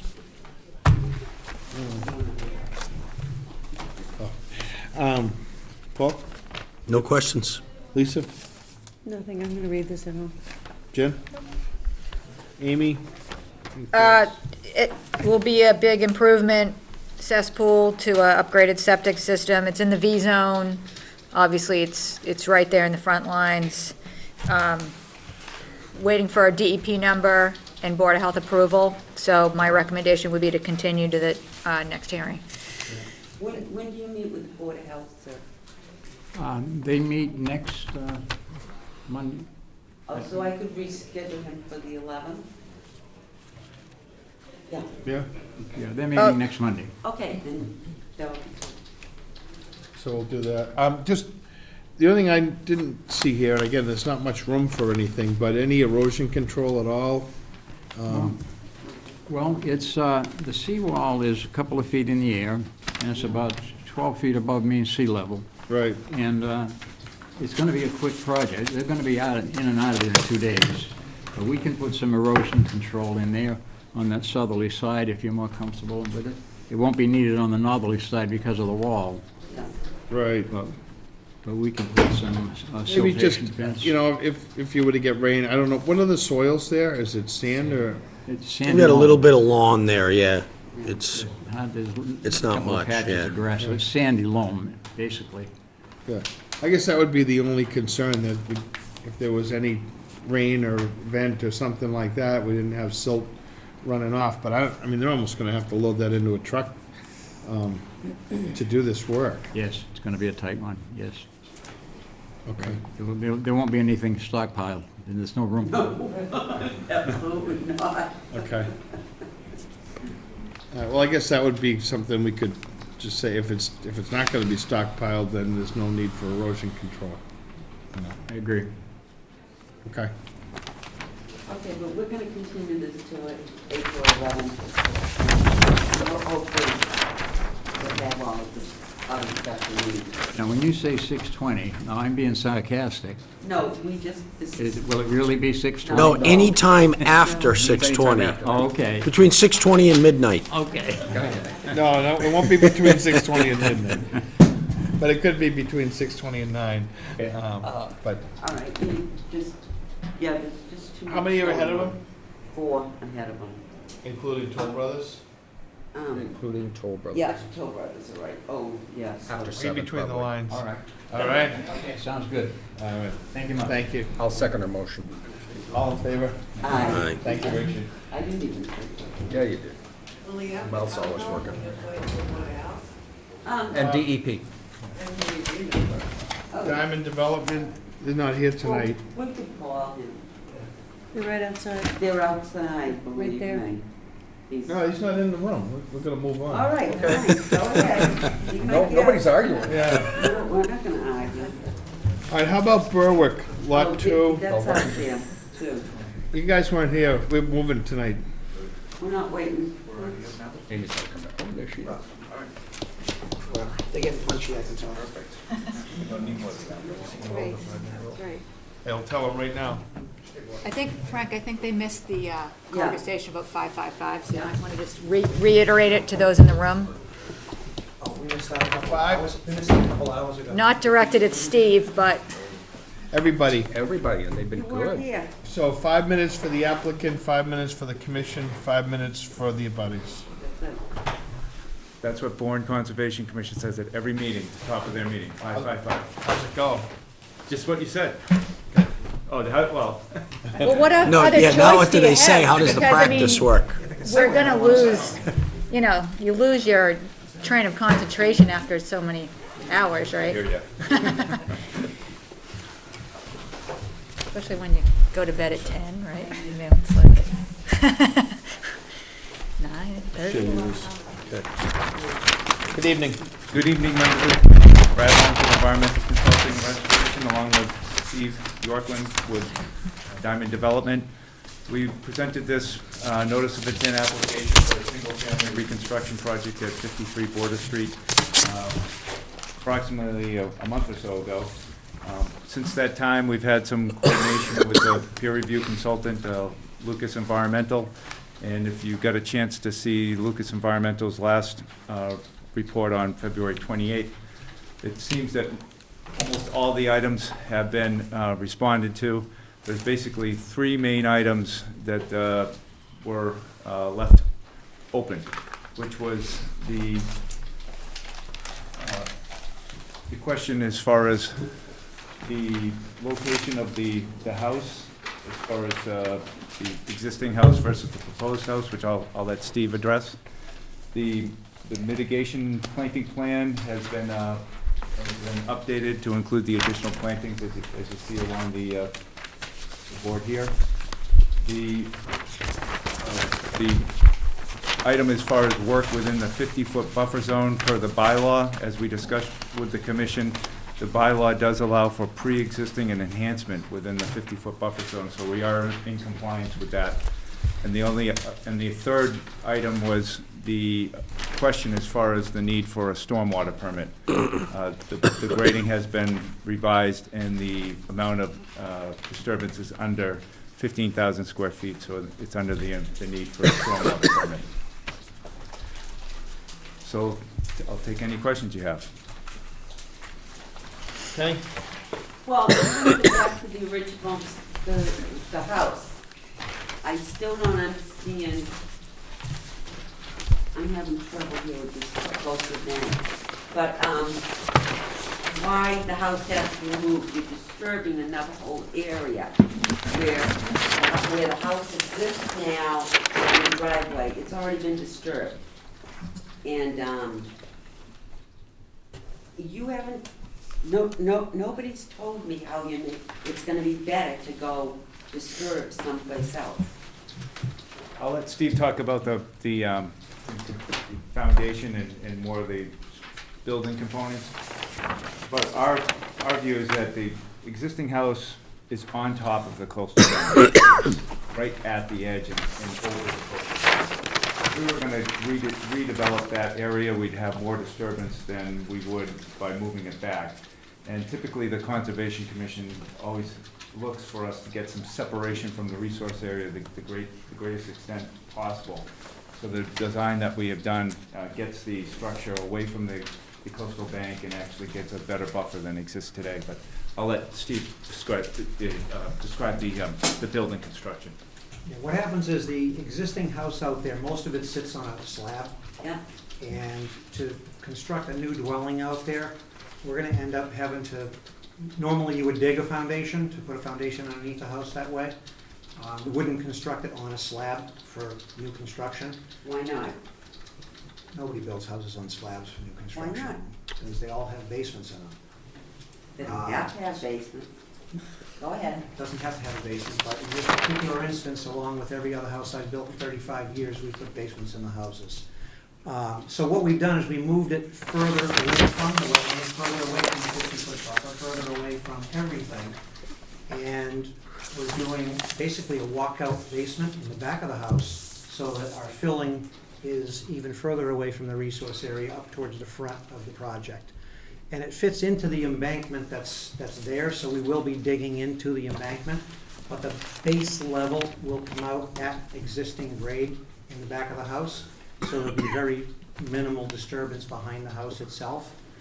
And if you went out to the site, you can see the area where the dwelling is. There's a lot of briars and a lot of pucker and stuff like that. And then behind that, this kind of lawn area that it's not in the best shape, but it was cleared for a lawn area, which presently exists there now.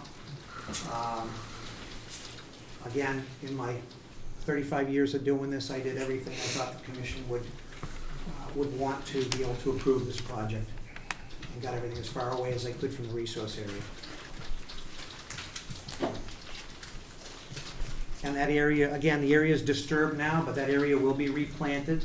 I had Brad pretty much double the vegetation and stuff that's going into those areas along the top of the coastal bank, which, again, most of the projects that you approve that have coastal bank work, you like people to come in and vegetate on top of the coastal bank, so that's what we did.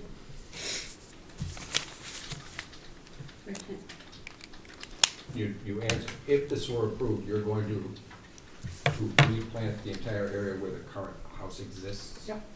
With? It's on the, it's right there.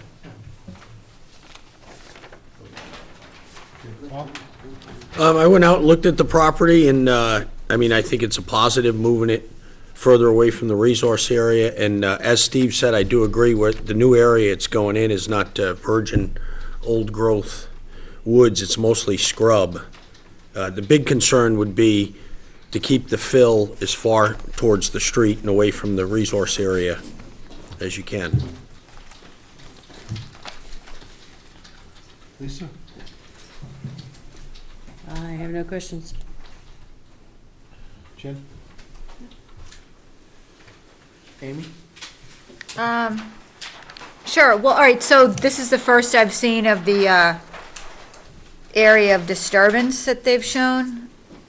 So I'm not quite sure how they arrived at that, but, so I'll have to take a better look at that to try to figure it out. It can't quite follow it. So area of disturbance, if we go to the definition of disturbance in the stormwater bylaw, maybe we should just review that really quickly. Disturb, to cause a change in the position, location, or arrangement of soil, sand, rock, gravel, or similar earth material. Remove the vegetative surface cover on all or a portion of a site, or make any other change which would alter drainage characteristics as per the definition above. So that would include grading. So anyways, I just want to take a better look at that before I comment on that. And then just, I mean, I kind of agree that you do have the discretion to evaluate this on a case-by-case basis. And what they're proposing, I mean, I could be torn at whether or not, you know, the house should stay or be moved. You know, so I guess it does come down to what, you know, maybe how you've handled these cases in the past. I don't know if you've had one exactly like this in the past, that you might consider this in your decision. But certainly their plantings appear to be good, as far as what they're proposing. I don't know, that's my comment. So I would recommend continuing. Oh, also, this says, does not have Board of Health approval. So for that reason as well, and the new information, I would recommend continuing. Can I just ask you a question, Steve? How much fill are you bringing in? Because before I went out there, we had a meeting when I went out there. And it seemed like you were bringing in an awful lot of fill because you were keeping the driveway straight. You weren't making the turn down to the old house. You were coming right in. And it seemed like an awful lot of fill was coming in bring everything up there? Well, a lot of it comes in, the area you can see there on the leaching field, all that area has to come up anyways in order to get the septic system approved, which is in front of the house. Okay. So what we do is we come in from the street, we get down to the level of the septic system, where that has to go to. Okay. And then we're bringing it up at a very slight grade just to get to the front of the house. That's what makes the whole walkout work with the fill in front of the house and no fill behind the house. Okay? Okay, okay. So, but- So in front, it's where the fill is, there won't be any on the back towards the banks. No, you can see on the revised plan that's there, let me see if I can just show you where we pulled it back. And again, we pulled it back under the 15,000-foot threshold, and that was in this area here, which is closer to the resource area.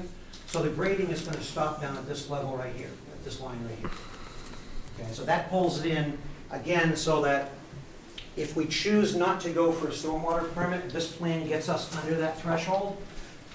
But if I can comment, because I know I think Amy was just reading from the stormwater bylaw, I just want to read one paragraph out of the stormwater bylaw. And I want to make this pretty clear, hopefully, to all of the commission members. In the regulations for the stormwater that were adopted by the planning board, in section 7, it's called approval of stormwater permits by the planning board or the conservation commission. And there was a lot of going back and forth as to who has jurisdiction over the stormwater permits. So if this hearing's going to stay open so that Amy can review our stormwater, let me read this paragraph. It says, number 3, request for stormwater permits for projects that require other public hearings. Now, this is going in front of the Zoning Board of Appeals in order to get this through, so I have another public hearing that has to go for this. So this paragraph applies, and it says stormwater issues for any project that may be discussed in conjunction with other required public hearings. In this situation, a request for the issuance of a stormwater permit shall be noted within the subject of other public hearings, which my zoning board hearing does say stormwater can be discussed there. Okay, it says in the legal ad, it has to say that, and that way there's notice to abutters. It says a decision on the stormwater permit shall be made by the planning board prior to the action on a definitive subdivision plan or a special permit. So this is not even in the purview of the Conservation Commission when this happens. Okay, so if I am required to get a stormwater permit, I will go to the planning board for my stormwater permit. So I don't understand why I paid for a consultant to review a stormwater permit that I didn't apply for because I don't need it from you guys. I'll go to the planning board if and when I need that. So hopefully we don't need to look at that poly line. That'll be something handled by the planning board. And they can review the regs and go through them if they want, but I have talked to the zoning enforcement officer, and he agrees with me. I saw him again today. I said, have you changed your mind? He said, no, I have not. So if and when I need that permit, I'll go to the proper permit granting authority for it. So Steve, to that point, we've had multiple discussions about stormwater and who has jurisdiction over stormwater. And the way that we've been proceeding is when conservation is involved in the project, Conservation Commission reviews the stormwater. When there's no conservation involved, the planning board typically does that. So now you're saying that that's not the case? It's not the case. Really? The regulation itself, and the reason for that, we go back to when the bylaw was written. The reason conservation was given the authority to grant that permit was so that, to make it simpler for the applicant. If you didn't have to file with the planning board for the permit, but you were coming in front of conservation in a public forum, that would give the abutters the chance to look at the stormwater. So it was felt that if they gave the authority to And I believe that you were one of the proponents of Absolutely, that. that's exactly, I wouldn't talk if I wasn't involved So when they now, did this. so now you're saying that it doesn't apply to you? Not if you go for another public hearing. Then it says, plain as day, the planning board shall grant the permit. So what happens is, I think that originally it was if there was going to be another special permit that was issued by the planning board would take it, but it says any special permit. So anybody that goes in front of the Zoning Board of Appeals, as far as the regulation itself is written, the authority goes back to the planning board. Only reading what's in black and white. I'd like the opportunity to talk to Bob about that. Sure. I think we should. Absolutely. Well, we're just all confused. Right. One thing I wanted to say, Frank, is for a lot of these projects that are triggering stormwater review and calculation of area of disturbance, we want to be mindful of the limit of work, not being so pressed up against the structures that it doesn't give equipment room to move and so on. Yes, And- we and- had that problem Yeah, we've before. And had that I think that there's a situation. few others that have similar issues, where we've asked them to keep it like 5 or 10 feet off to give them room to work. That was it.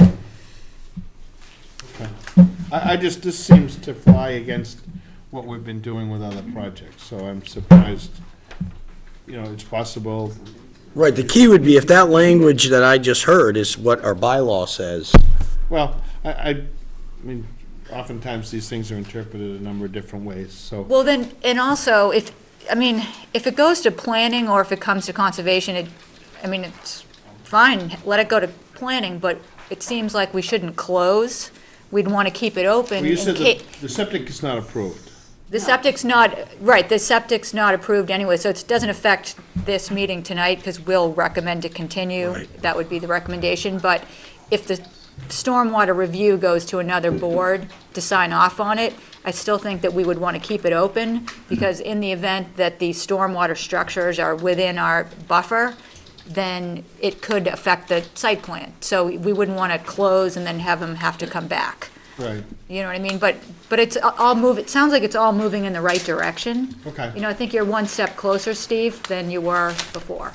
The other thing, just as a comment, and it's really irrelevant, I happen to agree with you that houses should be on a basement, at least that's how we do it here. There's plenty of places around the country that they're not on a basement. But truly what's happening here is that the level of the basement in this house is the same, of the proposed house, is almost the same as the slab of the existing house. So essentially, when you have a walkout basement and you finish this area down below, you're essentially gonna have a home on a slab. With frost walls Well- dug down below the What slab, happens yeah. is, and 'cause she'd asked the question before, the further I push the house down the hill, the more fill I need in front of the house. Right. So I pulled it as far. I understand that, and I agree with that, and I think that that's a positive piece. To move the house back and to get it there is certainly positive for the environment. Any distance, I'm not arguing that piece at all. I think that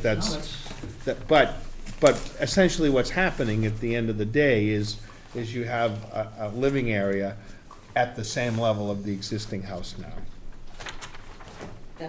Basement level is equal to where the first floor But of the it's house is. essentially, this isn't a basement like it's in the ground, this is a walkout basement. Right. So you essentially have a living area in this house that's the same as the house that you're removing. Yeah. Right, but when you build Again, on, that's- when you build on a that's slab, designed to minimize you're the amount gonna of fill. excavate frost walls. Now you're gonna try and put all your plumbing in the slab. Right. All your sewer pipes and. Yeah, but you can do the same thing here. If you want a bathroom down in this basement, you just plumb it out, and then you put it in an ejector, and then you pump it to. But all the plumbing for the house is not gonna be buried in a slab. Forget if you put a Well- bathroom in the basement, all the plumbing for the house is not gonna be buried in a concrete Well, slab. Some of it could be. The majority of your first and second floor plumbing comes through the ceiling of the Right. basement, Right. out the front of the house. But if you finish this lower level, you can still wind up with plumbing in the slab and an ejector and all that. I'm just,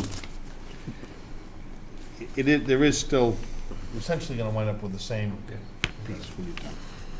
Okay. I'm just trying to think if there's any other questions for the applicant this evening before we continue, just if we need any other information before the next meeting. We have the audience, so let's do that. Before we start with Yeah. before we get off onto possibly another tangent, so if we were to continue the hearing, the commission's looking for basically two items. Well, The, let's, I think we'll hear from the Okay, audience. then we'll recap before Yep. we finish. Thanks, Brett. Thank you. Thank you. Yes, sir. Mr. Snow, Jim Spellman, 49 Border Street. I'll try to keep, It's gotta be brief. I'll try to keep my 5 minutes as brief as the 5 minutes you've just given Mr. Borkman. Well, it was a back and forth with I understand questions that. from the commission, so it's 5 minutes. Or less. because there's others in the room. Go ahead. I appreciate that, but you'll appreciate that there's. Let's not waste your time. Right. I will try to be as brief as I can into that effort. Excuse me. Is it different than this? Providing- I don't know what you have in front of me. This is the one you sent to the commission, and I printed it. Probably some mild, oh, good, okay, probably some mild revisions to it. And this is a better, One last one. The last one was February 5th. Yeah. and this for the record, this is newest picture, it's a better of the Thank you. water line. Well, we're gonna continue to take issue with the wetlands delineation in this corner, and we're also gonna continue to take issue with the wetlands delineation and the coastal bank delineation in this area. Much of Mr. Borkman's contention rests on his belief that bringing the structure further from the coastal bank and further from the wetlands area. You'll note that where this now overextended coastal bank comes up is above the 15-foot contour, and the 11, 12, and 13-foot contours go off this way. If that becomes then the coastal bank, because this is nowhere, this is away from the direction of the coast, and again, these are complicated equations, but if that's so, then in fact, his current structure, particularly when he's added this retaining wall, brings the structure considerably closer to the coastal bank than the original structure. So we'd like at least clarification about those points. We note that his new project now eliminates the possibility of overfilling onto the adjacent property. If so, I'd like to draw attention to the fact that he creates a retaining wall here, which, interestingly enough, he's whited out the topographical lines within the 61-foot border street property. This will show, if you superimpose it onto the original plan, which is in the information I gave you, that this wall is in many points places 4 feet or higher. So you got a 4-foot wall facing 61, and then if you're going to add on to that a picket fence or bushes or anything, you get in a 7 or 8 foot barrier against this side if he's going to continue with a plan that pays no attention to this. He makes particular mention of the fact that the house is on a slab. You'll note in the last page of the information that I gave you that 2018 fiscal town of Scituate assessor's assessment of this is on a pure foundation. I've been under that house a number of times. The old neighbor, the small 250-something foot garage is in fact on a poured slab. The house itself is not, and Mr. Borkman certainly knows that. There's any number of ways that he's misleading you. Those things are contained in there, and for the moment I don't have to say anything more. Okay. Thank you. Yes, ma'am. Lynn Maloney at 49 Border. I just wanted to add that the storm drainage is a huge issue on that property, and that when 61 was put in, that the current owners of this house have complained about the drainage and how it worsened the drainage off the property. They want to move the house to this briar area. The reason that it's a briar area is we've lived there for 36 years. There's never been hardwood growth there. It's because it's wet. It's where the water drains off. So there are drainage issues on the property. The storm drain is right across the street from the property. Water Street floods on a regular basis. The DPW's tried to fix it. Water pours down the street, down that property into the hill and into our basement. So anyway, it is a big drainage problem, and I think it should be looked at more closely. Thank you. So, just a real, maybe Brad was going to give us like a real recap here. Well, sure. As far as I'm concerned, the wetland resource areas on the site have been confirmed through the peer review consultant, so I'm not going to go into any additional information on that. my understanding is that the commission was looking for two items. One was some more clarity on the stormwater permit, and then some verification on the Board of Health permit. Right.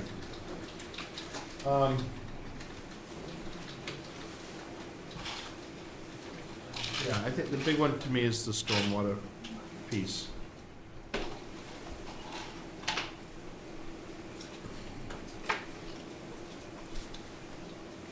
Any? I don't have any questions. You looking for me for questions or to Yeah. continue it? I think we just need to continue it. Yeah, we do need to continue it. We want to go to the 11th or to the 23rd? When do they come before the Board of Health? When do you go before the Board of Health? Board of Health has already reviewed the plan once. There were a couple of changes that they wanted on the plan. They've had it for quite some time now. So the 11th or what's the date? The 23rd. The next available meeting, we'd like to come back. They Okay. should have it done. There certainly is no significant changes that are gonna happen on the Board of Health plan. It might be a detail or a note or something like that, but everything they asked for in the review letter, we put on the plan. Okay. Highlighted it for Jen and given it to her. She just hasn't had a chance in the last few weeks to look at it, I guess. Okay. So I'll make a motion that we... So, can I just ask one question? So the clarity on the stormwater is one of two issues. Either the Conservation Commission does or does not have jurisdiction to issue the permit, or if you come back and think that you do have the authority to grant that permit, that we're in fact under the 15,000 square feet, which would trigger the permit. That's, Steve, we'll review it. I'm not gonna, don't put words in my mouth. no, that's a Thanks. question I'm asking. Okay. We'll review it. Okay, I'm gonna make a motion that we continue 53 Water Street to April 11th. Okay. Second. All in favor? Aye. At 6:20 feet. There's 1, 2, 3, there's 5 headers. At 6:20, Yeah, we'll be here sharp. it's sharp. Thank you very much. Thank you. Thank you. Stone? And at least put it on the record that I want to make sure that I stipulated that I think the issues are broader than the simply the two that Mr. Corrigan is Yes. describing here. Yep. Thank you.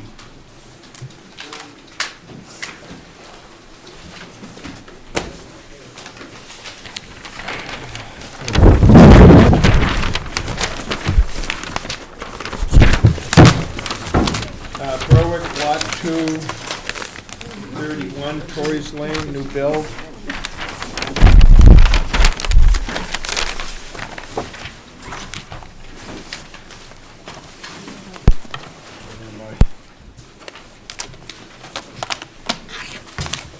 On March 5th, 2018, 6:45 PM in the Town Hall, Scituate Conservation Commission will act on a wetlands hearing under Chapter 131, Section 40 of the Massachusetts General Laws and Section 30700, Town of Scituate Code of Bylaws regarding the application of ROCO Realty Trust / Bob Berwick to build a single-family dwelling on property located at Lot 2, and then this was changed to 25. Yeah, because zoning told me 31 and these guys told me 25. What is the significance of that number? Just so I have an address instead of On just a lot. Okay. Yeah. Number 25, Torrey's Lane, Scituate. Abutters and other interested parties are invited to attend. Good evening. Good evening. For the record, my name is Gregory Morse, registered engineer with Morse Engineering. Bob Berwick, the applicant, is with us as well. It's a single-family home notice of intent filed at Lot 2, Torrey's Lane. Familiarizing you with plan, Torrey's Lane is to the left. The property line is in bold. This is a 40,000 square foot lot. There was a small isolated wetland depicted in blue here. This was delineated by Brad Holmes. That wetland is not a state jurisdictional wetland. It's jurisdictional under the local bylaw only as an isolated vegetative wetland. We're proposing to construct a new single-family home at this location. The single-family home is accessed through a driveway from Torrey's Lane up to the side of the house. It's serviced by utilities, including public water and electric off of Torrey's Lane, and the septic system is located in the front yard. Off of the wetland here in red, this represents the 50-foot buffer zone, and this dashed line represents the 100-foot buffer zone. The work that we're proposing inside of the 100-foot buffer is grading associated with the backyard, construction of a rain garden for stormwater purposes, and a small portion of the driveway to provide a turnaround. We're also asking for permission to work inside of the 50-foot buffer in this location that's been identified. This area at the end of Torrey's Lane, from what I understand historically, was used as a dumping area. And the Wheeler Corporation maybe had a building there at one point and had some stockpiles on the property. There's a very evident stockpile that exists out there. We're asking for permission to remove that historic stockpile and then plant in that location. It wouldn't be lawn area, but we'd do a wildlife seed mix inside of that zone. I don't mean to jump out of turn, but when you say it's a stockpile, Greg, what are you referring to? Probably like, I mean, it's a gravel stockpile, we believe. It's nothing hazardous, it's not stumps or anything. I believe it's a soil stockpile, but it's a... Because I remember that location as being sort of a stump dump for the town. Maybe that's beyond it a little bit, but it... It's beyond it. This Okay. is all gravel. All right. And then that's, not to throw stones on anything, but I think they used to keep the garbage trucks in that general area. Should be well fertilized. Sure, that's a while ago. We haven't had any collection for the last 30 years in Scituate, so. So, as associated with this, we do have 3 stormwater BMPs. We have at the back of the site a rain garden which collects runoff from the backyard and infiltrates. We're collecting the roof runoff and directing that into a series of dry well chambers behind the house. We did soil testing out here, and as Bob just mentioned, it's very gravelly soil. We had less than 2-minute-an-inch perk rates.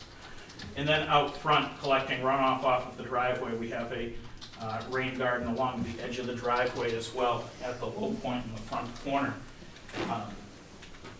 We had submitted a stormwater permit application with this, a administrative approval, as this is a low-impact project.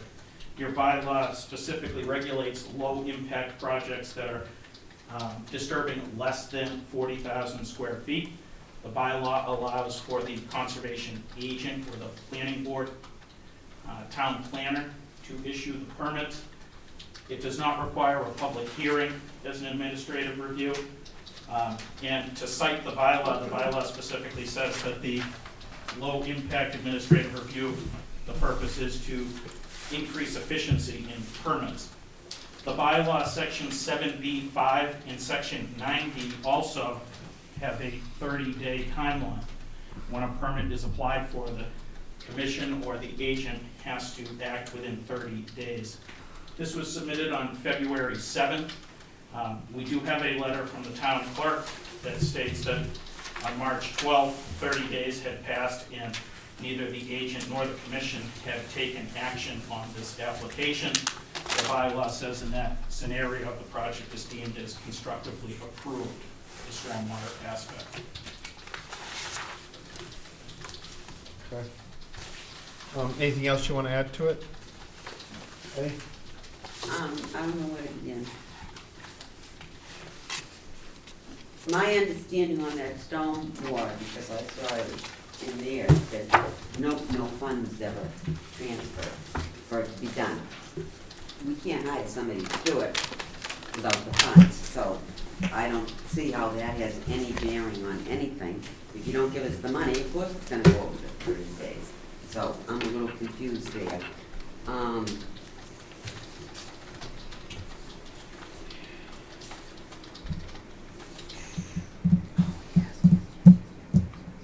Why don't you let's look at the project and the well, I'm wetlands just, but that's what I'm trying to do.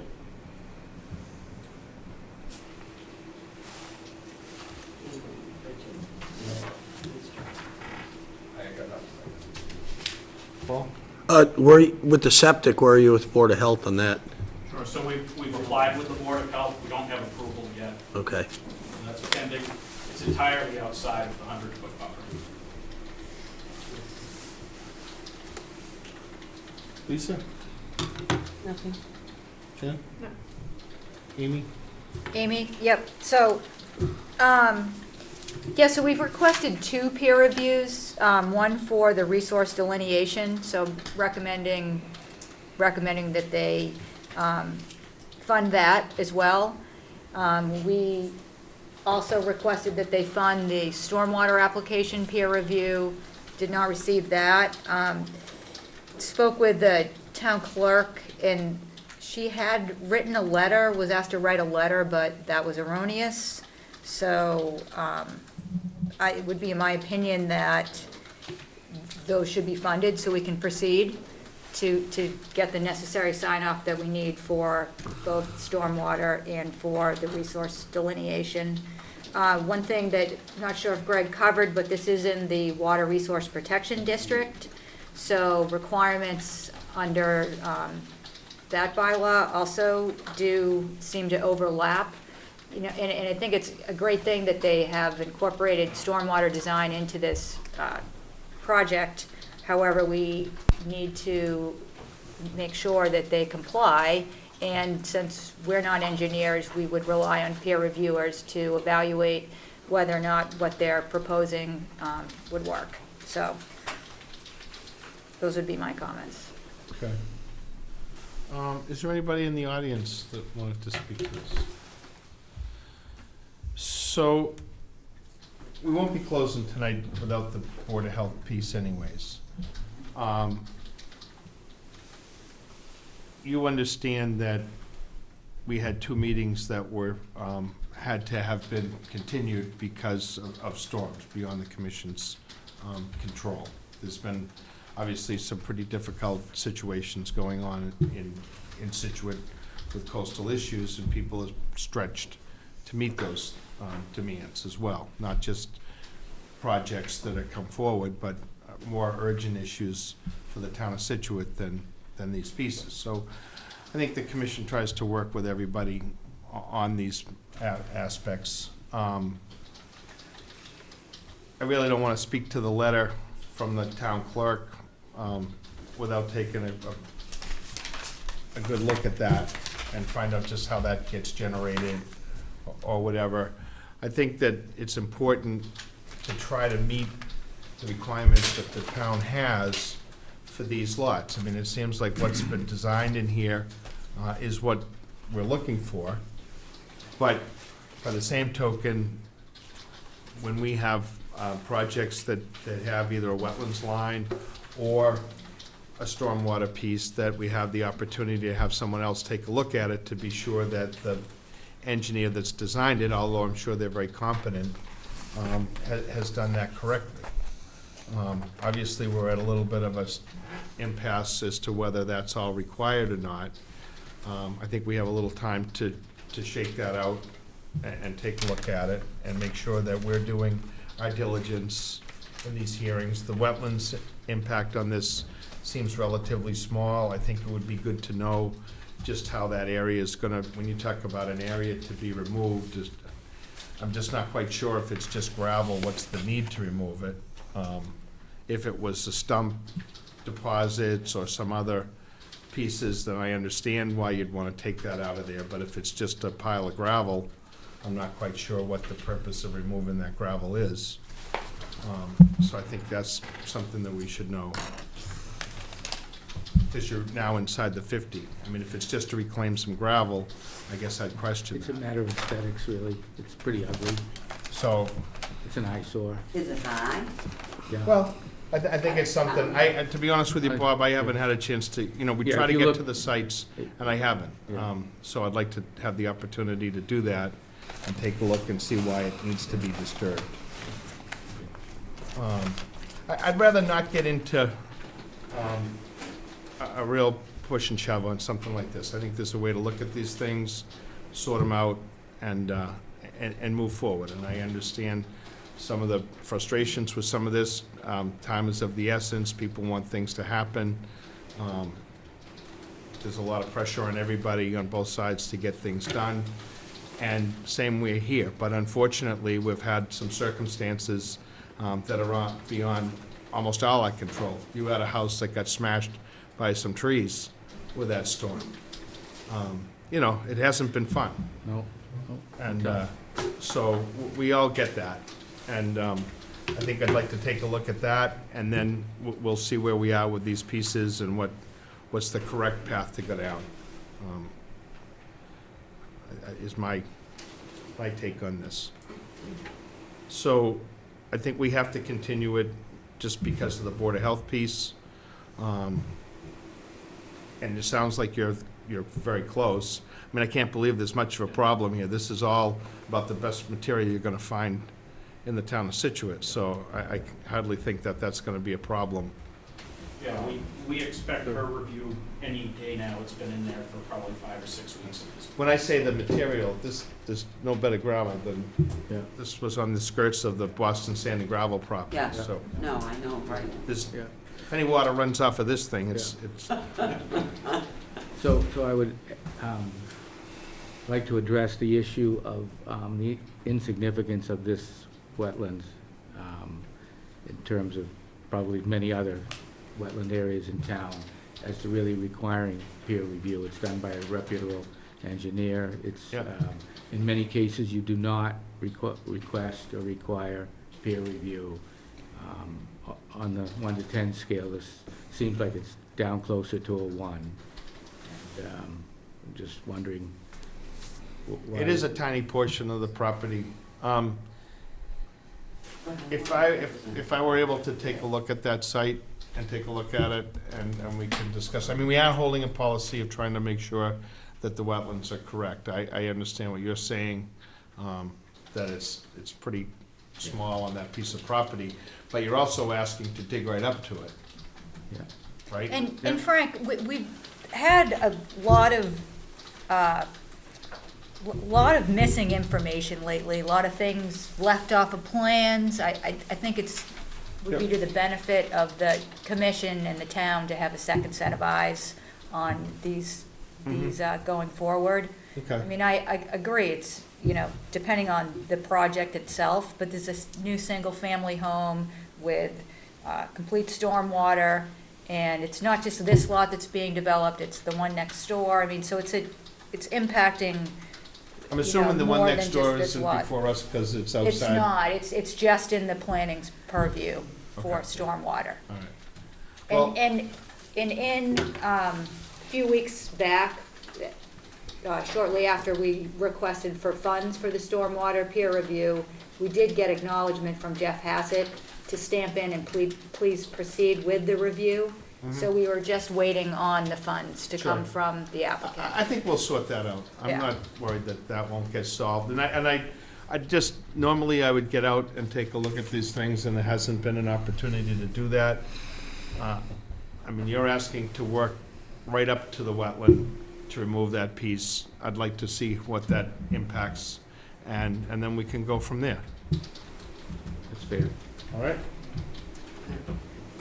The wetlands might go on. I was thinking the same thing, Penny. Well, you don't know. Well, let's take a look. Let's not read it. No, well, I'd like to that's not it. read anything in. Right. I just said might, I didn't say it The did. 11th? We will continue. The 11th? Yeah, and then we'll make a time. Is there anybody in the audience for this? Okay. All right. On the 11th? That's going to yeah. That's right, it is, I'm sorry. Okay, I'll make a motion to continue. If I can make a time towards the end of the week, we'll see if we get a couple of members to go and take a look at that. Yeah, All right? I make a motion. There's snow on the ground, you're not gonna see much. It's another reason why it should be Well, let's- continued. All right, we will. And if we Yeah. get more snow, then Gonna get it. we And might have. I personally, I think that this should be continued to the second meeting in April, based on the agenda for the 11th. Right now, we're already past 10. I know. What do we have on for the 11th? That's a good idea. That's right. Next week. And that doesn't take into consideration new hearings. We only got 3 there. Well, by then, the 23rd, we could have the Board of Health, we could have everything sewed up. Sewn up. sounds good. I would give time for the peer review, that's right, yep. Everything to get done. Is that all right with you, gentlemen? Yeah, we'd like This to has move already been pushed out for a while, though. forward as expeditiously as we can. Today, actually, sorry, Friday was the first time we heard about having a wetlands consultant go to the site. And this has been in this office for more than 6 weeks at this point. Yeah, And Greg, So, circling back around to the snowstorms, 3 northeasters in this month. Fully understand. Right, Yeah. so we're backed up. But Well, we can, anything we whatever. can, I personally don't have a problem going to the 11th, and then we have to continue it again. We will. We'll get as much information as we can, and then we'll move forward. It may be a quick one to say we gotta move it. I mean, it's procedural piece, so let's just do the 11th. We'll see what we You can are do. before We Board of get, Health already. we've got a few inches of snow on the ground. We could have another, We're getting a foot. That's what they said before I came here tonight. all right? You know we don't have x-ray eyes if, and then we'll go from there. All right? Okey dokey, I make the motion we continue 31 Story Lane. But I do think we are gonna go through this process to make sure we're all on the same page, all right? Can somebody second it? Second. Thank you. All in favor? Aye. Thank you. thank you. Thank you.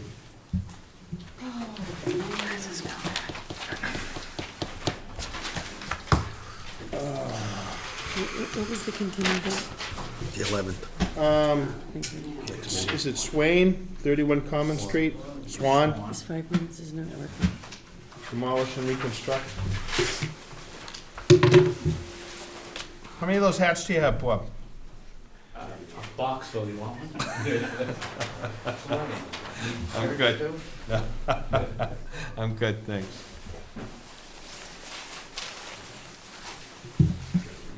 Oh, yeah, thanks. Keep an eye on it.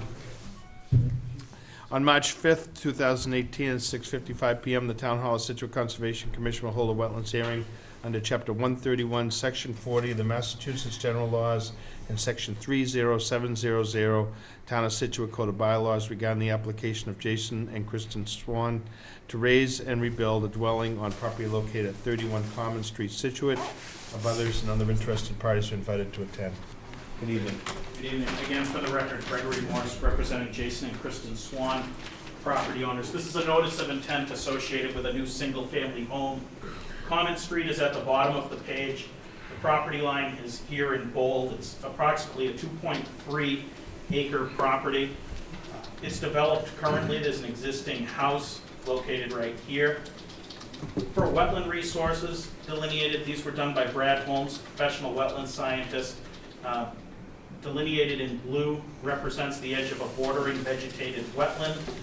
Off of that in red is the 50-foot buffer zone, and in green, the 100-foot buffer zone. Located inside of the wetland, we have both an intermittent stream, which is a tributary stream. We also have a mapped potential vernal pool that's located at the site. The purple represents a 100-foot buffer to that vernal pool.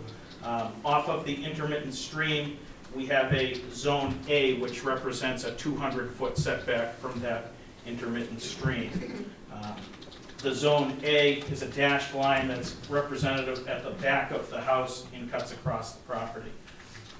What we're proposing to do is take down the existing dwelling, which is inside the buffer zone, take down the existing septic system, which is inside the 50-foot buffer zone, rebuild a new house. The new house is right here. It's outside of the 100-foot buffer. It's also outside of the Zone A resource area. We're putting a new septic system at the front of the property here.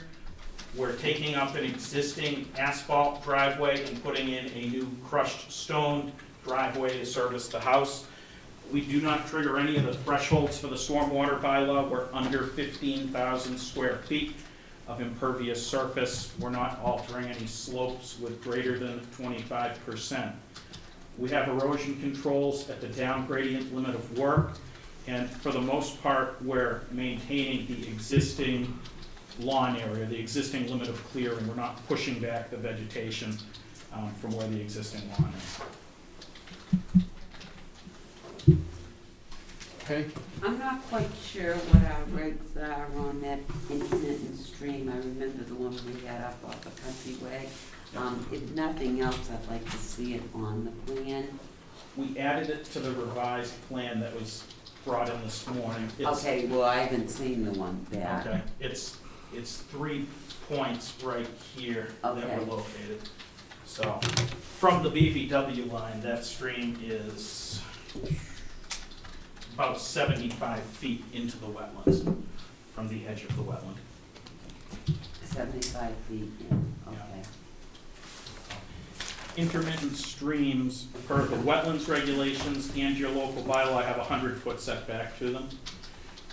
Per the town's zoning bylaw, where that's a tributary, that has separate provisions under section 520 in the zoning bylaw, which have to do with setback distances, has to do with slopes greater than 25% and recharge of roof areas on the site. what's the distance for a tributary, Greg, in the zoning bylaw? It's supposed to be a 150-foot no disturbance zone. Right. We're inside of that because the existing building is inside the 150. Right. In any case, the new house would be further away. Am I Right. The new house is outside the 200-foot setback, Yeah. correct. It's just, I mean, some of these almost big, You just shake your head. no, it's, Where do I go? it's positive in terms of the movement away. Yeah, oh, it's Right. this way. Right, it's a positive improvement. You're moving away and you get a new septic system and it's as far away as you could be from the resource areas versus existing. Bridget, do you have? The only other thing is from where the current dwelling is, and you may have covered this, what is gonna happen to that area? That area just gets loamed and seeded. Thank you. Yeah. Lisa? No questions.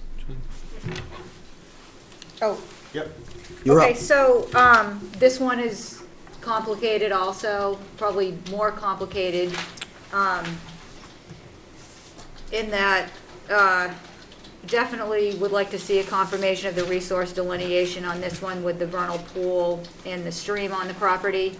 The original plan did not show that. There is a requirement to map the outer limits of the vernal pool. This is definitely a good time of year, well, once the snow melts, to evaluate that vernal pool. The setback is not 100, but it's actually 125 feet, would be the buffer for that vernal pool. But anyway, so there are resource areas. I'm wondering what else is not on the plan. We did put a proposal out for a peer review for that resource delineation, so hope to get that underway. Board of Health approval is still pending. The property, as you may note, is in the Water Resource Protection District. So there's definitely overlapping jurisdiction there. Does not appear that it complies with the Water Resource Protection District regs for the 15% impervious rule. I don't know, was there a ZBA variance for dimensional regulations? There are stormwater BMPs for an O&M plan for infiltration. So although they may not trigger the stormwater permit application, there could be other BMPs that are triggered under the Water Resource Protection District. But again, those may not be directly in our purview, but it could be the Water Resource Protection Board. So I would recommend that the applicant reach out to them and get comment for them and see if that is going to impact the plan and in our opinion with what's proposed. And then I guess, let's see, is this still the same project? The area of disturbance, how did you calculate the area of disturbance? It's appears pretty close. But these things should all come out with the peer reviews, I think. Or at least the one peer review. So the peer review is a wetlands Yes, area, okay. yes. The, I mean, it's an odd thing, but those tributaries become a zoning, regulatory piece, not conservation, which seems odd, but we've dealt with this before. It's a Right, but tributary. although, and I certainly do not want to take on other people's purview by any stretch of the imagination, but if you read through the regs, they do mention that a portion of the purview would fall to the permitting authority. So Conservation Commission has, we would need to build in into our orders, BMPs for their stormwater management. So, to that extent, I think that they do need to seek the appropriate authority's opinion. Where's this existing septic for this home? Sure, so the existing septic is right here, a little inside the 50-foot buffer. I think so. It's a pretty positive project. Right. Okay. And that, you said that was a gravel driveway? The Yeah, proposed driveway? That's a gravel driveway was what's proposed. Removing Yes. asphalt. So, Yep.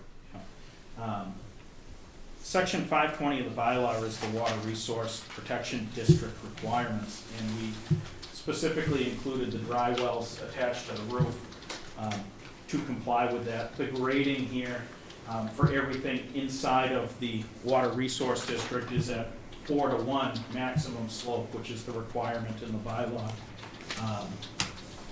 Anytime I've applied for a building permit under section 520, it's the zoning enforcement officer that's been looking at the compliance with this piece of it. It's not a separate permit that you apply for with the Water Resource Protection Committee.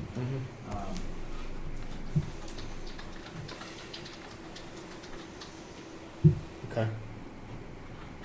I just know in Country Way it was so complicated. Made us our heads spin. I've heard this is similar to Summer Street. There was a lot on Summer Street that you guys had recently that was similar Yeah. to And we this. got the guy from DEP, Bruce Bach, to come out and review the trib piece. But, okay. Well, I think at this point, we're gonna continue it to get these pieces. I'm assuming that's gonna take a little more time. The 11th might be pushing it. Yeah, absolutely. If we can move forward with the peer review, again, we just got the peer review the other day, Friday, I think. So if we can move forward with that, we'll get you a check on that. Okay, Okay, that's good. good. Yeah. So we'll continue this one till the 23rd? You want to do it? Hey, was there anybody else? I think I asked. I Anybody in don't the know. audience that wanted to speak to I that? can't remember. Okay. Okay, I make a motion to continue 31 Common Street to April 23rd at 6:20. All in favor? Aye. Thank you very much. Thank you.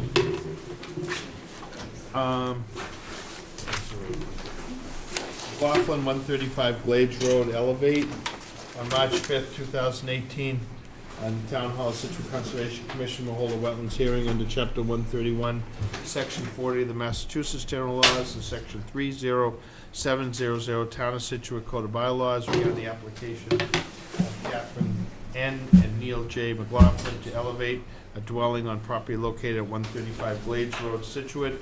Abutters and other interested parties are invited to attend. Good evening. You can't wait to do this, can you? Timing's everything.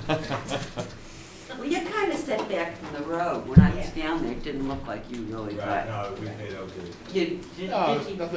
Nothing down there, yeah. No. I'm No just threat. saying, you don't have a lot of cobble in your yard, that built up or anything. I'm sure the water came right through. 5 minutes, man. Excuse me. Good evening. Good evening. My name is Paul Marabito from Morris Engineering Company, representing the applicant, Catherine McLaughlin. The applicant owns the property outlined in yellow on the plan. It's approximately 12,538 square feet. They have an existing single-family home, set well back from the street. There's also an existing shed. There's a septic system in this area as well.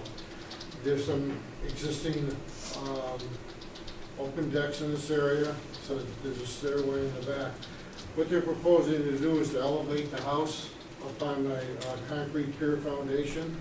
We have submitted the structural plans that were prepared by Rivermore Engineering.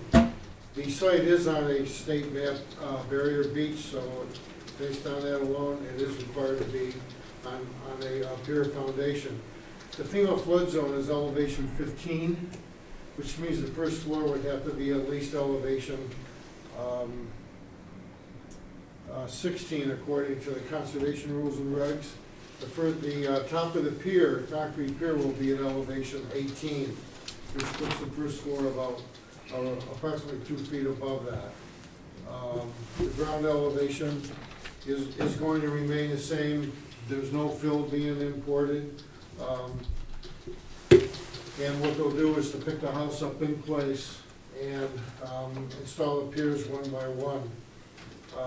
They have spoken to Nancy Durfee, and once we're finished here with the order of conditions, they intend to apply for a FEMA grant, hoping that there would be a potential around either at the state level or the federal level sooner than later.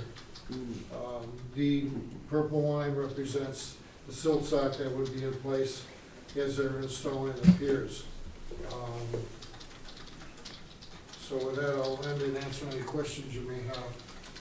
The only question I have, Paul, is the house on a slab or is It's there a a foundation? concrete block foundation, I believe. So what's gonna happen to that when you? Well, when they pick it up, You're that'll gonna- all go. You're Then gonna they'll go remove all underneath, and that? they'll start to dig up over each pier and put them in one by Yeah, one. but you'll remove all the. Oh, yes, definitely remove That's the all. site. Cause from the outside, Yeah. I couldn't tell No, if it was an yeah, actual the basement. first floor is about, it's roughly 4 feet above the existing grade out there, 4 to 5 feet. Mhm. Okay, There's a picture of it in there, you can see the block foundation. yeah, sure. Well, No questions. Lisa? Jen? It looks like there's some cinder block walls that might have been put in after. Are those staying or going? Need these walls here? Yes. Oh, those are existing. Mm-hmm. We aren't doing anything with those. But how will you be getting in for the construction with those? For construction, well, once the house is up, the vehicles can drive in. There's a small lot here, but there's a driveway here as well. What they can do is to drive in through, there's an opening here. That's a small wall that they could remove by hand and just bring in. What they'll do is come in with a small backhoe, because they don't have a lot of room to work underneath. So we don't need to take these walls out. There's one just off the property here. There's a longer one here. This is a gravel driveway coming out to the back, so nothing's gonna happen in this area. How do you access this house now, Paul? Where's your driveway? You just go right The there. driveway's right in front, and then there's an entrance through the porch to the front living room, and there's a separate entrance from the side of the house going, right in the middle of the house that goes directly into the.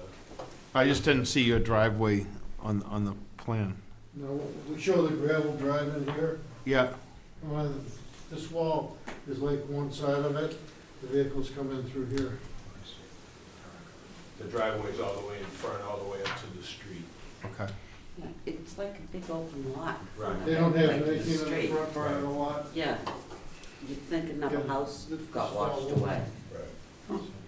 So the house isn't gonna get relocated left or right, you're just gonna pick it No, up we're gonna and work pick it up under and it? Work underneath. I'm sorry, Jen, I didn't mean to cut you off. Oh, it's okay.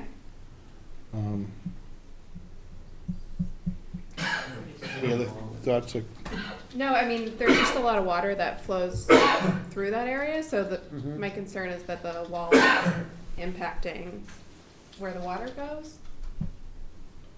No, those, those walls actually would act like a shear wall. Assuming the water's coming from the ocean, it'd run parallel with the wall. I mean, this wall would stop the water. This is in a flood zone of 15, which means the ground elevation is around 9.7, 9.6.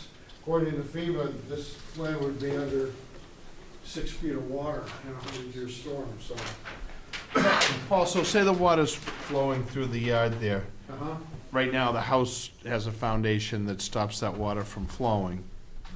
Yeah, the water would hit the foundation, go around it. But now that it's gonna have piers, that water's gonna move through it. Go right under it, which is what it's supposed to do. So there's no wall out in front of that. No, for sure. Well, there is a I wall. mean, there's a small wall here.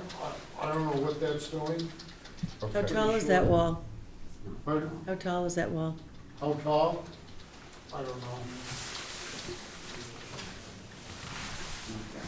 It's pre-existing, though, they get to keep it. It's small, Lisa.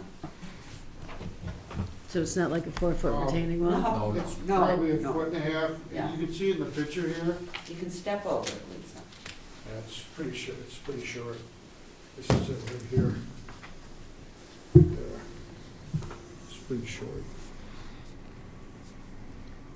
Okay, so it's this here? Is it at the same height as the Yeah, foundation? this is looking at it from the street. Yep, The house is set way back on the lot. okay. They don't really do much. And you can see the block foundation around it. Yeah, here it is here. There's not much holding there. That doesn't look too strong. Just that part. Thank you.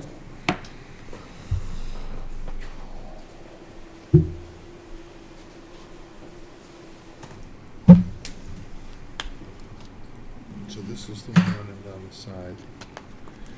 This comes off. Right, like you pointed out, the huge improvement in flow is gonna be the house on Right. This back. elevated. Well, 'cause Okay. it's such a big open area. Thank you. You'll get a better view too. Do you have, Paul, do you have any kind of a plan for the piers? Yes, we submitted the structural plans that were prepared by Livermore. Right. Thanks. They need this for the FEMA Right. grant package. Okay, Amy, do you have any comments or questions?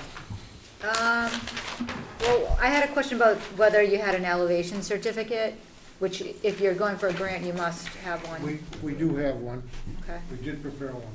Oh, that's good. And the septic system, is that being upgraded as well? What? Septic? No, Okay. no, septic's fine. Okay. That was it. Okay. All right, anybody in the audience?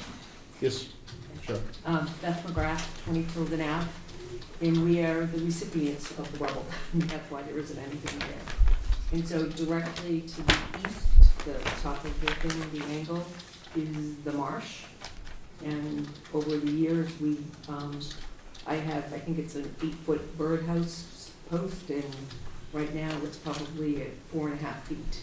So every year, everything they fill in with, because it gets washed out, they fill it in, and it all comes down to us.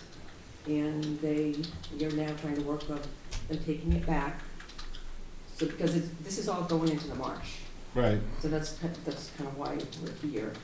And so I'm sort of wondering what the purpose is of the retaining wall, because right now what happens is the water comes in over the seawall, disperses, and then it hits the retaining wall, and then funnels down at 80 miles an hour in between our houses and brings all the material with it. And this material is now basically filled in the marsh. And I brought some pictures. Can I bring them? Sure. Bill McCollum from 20 Tilden Ave, and I would just say, I'm supportive of the project they're doing. I just want that wall to get out the wall that you guys, that Jen raised as an issue. It's causing a massive problem for us and for the environment. It's not our house. I know, we can't. How long has this wall been here? It's a homemade wall, it's been here for years, right? My mother hand built it, so. So it's been there for a long Yeah. time. This kid here is probably. It isn't in the last Sold down? Uh-huh. few years. It's in the last decade. Billy, are so- you talking about the one on the side? Yeah.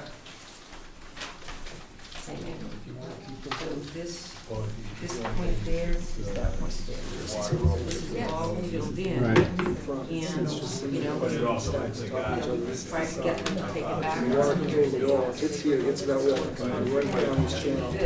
Right. That's my house, it keeps all this material out the back. It's come up. Oh, it looks like that wall sticks down. This is the corner of the retaining So wall. if you. And so I don't, and I don't know anything about the Right. but I walked, look out the window, it's just, it's dispersed. Fully supported. And then it hits a wall, and it spools down, Okay. and I think Bill has another picture Just like to of see that. it shooting through. So basically, Whether they this, if you require look at you it guys today. to- Well, I thought they might require it, I didn't know. You know what, I don't mean to, Oh, I'm we sorry. shouldn't have multiple discussions going on at the same time, so. So this is all basically flat, or you can drive on it right now, it might want to be in four-wheel drive. But beyond this point here, it drops off and you'd be lucky to walk through it. Okay. And so that's, I think we're sort of wondering that if you're going up, what the point is of keeping any walls and let the water find its I've never natural seen it way with through, these. which I'm gonna have Okay. to deal with anyway, because my house is directly Sure. behind this. Okay. Thank you. Okay. Just a couple of additional pictures that show the wall that you guys may have seen already, from the front. And then, down the side, which just channels everything back towards our houses and carries all this material into the marsh. And here's a picture of the water actually coming through that's looking up from the marsh. Mhm. And you can see it just creates a high velocity river right down that channel towards my house and carrying all that material. Okay. And if you have the photo, we're gonna keep them with this, all right? Thank you. So fully supportive of them raising the house just like that, so you watch wall. Sure. So we really, essentially, we know what happens there, that the water overtops the seawall, goes across Glades Road, which gets expedited because it's a hard surface, hits the edge of Glades Road, and then starts to undermine everything right at the edge of Glades Road, and all that material gets swept down. It's not And- until it hits the wall, like if you look at it now, Well, once it goes over Glades Road, it starts to undermine Glades Road. just where the water lines are, It- and then it levels off. But as soon as it goes past Glades Road, it starts to cut out all that material pretty much beyond there. I mean, we've seen it plenty of times, we're right off the edge of Glades Road, the materials. Yeah, along the road, Yeah. that gets pulled out. So that material gets then drawn down towards the marsh.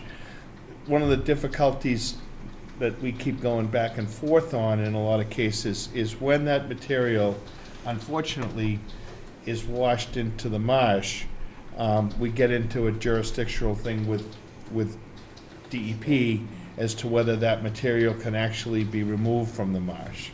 And it seems frustrating to you and lots of other people, some of us as well, that that material can't be extracted from that area. But essentially, what you live on is a barrier beach that's been altered over time. And the way DEP sees it is that that material should not be removed, it should be continued to be left there. And the only time it gets removed is if it's blocking channels or drainage and things like that. Or it's put there by man. Or if it was put by a, well, if it's put there by a machine, technically it can be removed. Yes. Right. But if it's placed there through a storm or whatever, I'm not saying I buy that, but, so this is gonna happen regardless. I mean, that material's gonna go over there. Now, your point is that the diversion of that water, because of these walls that are around the house, creates more of an issue for your home. It's not my home, it's really Or- just that So if we were, if they're gonna bring in If- 2 truckloads of dirt every year, yeah, two big truckloads of fill that we bring in every year I get it, and if I can't return it, yeah.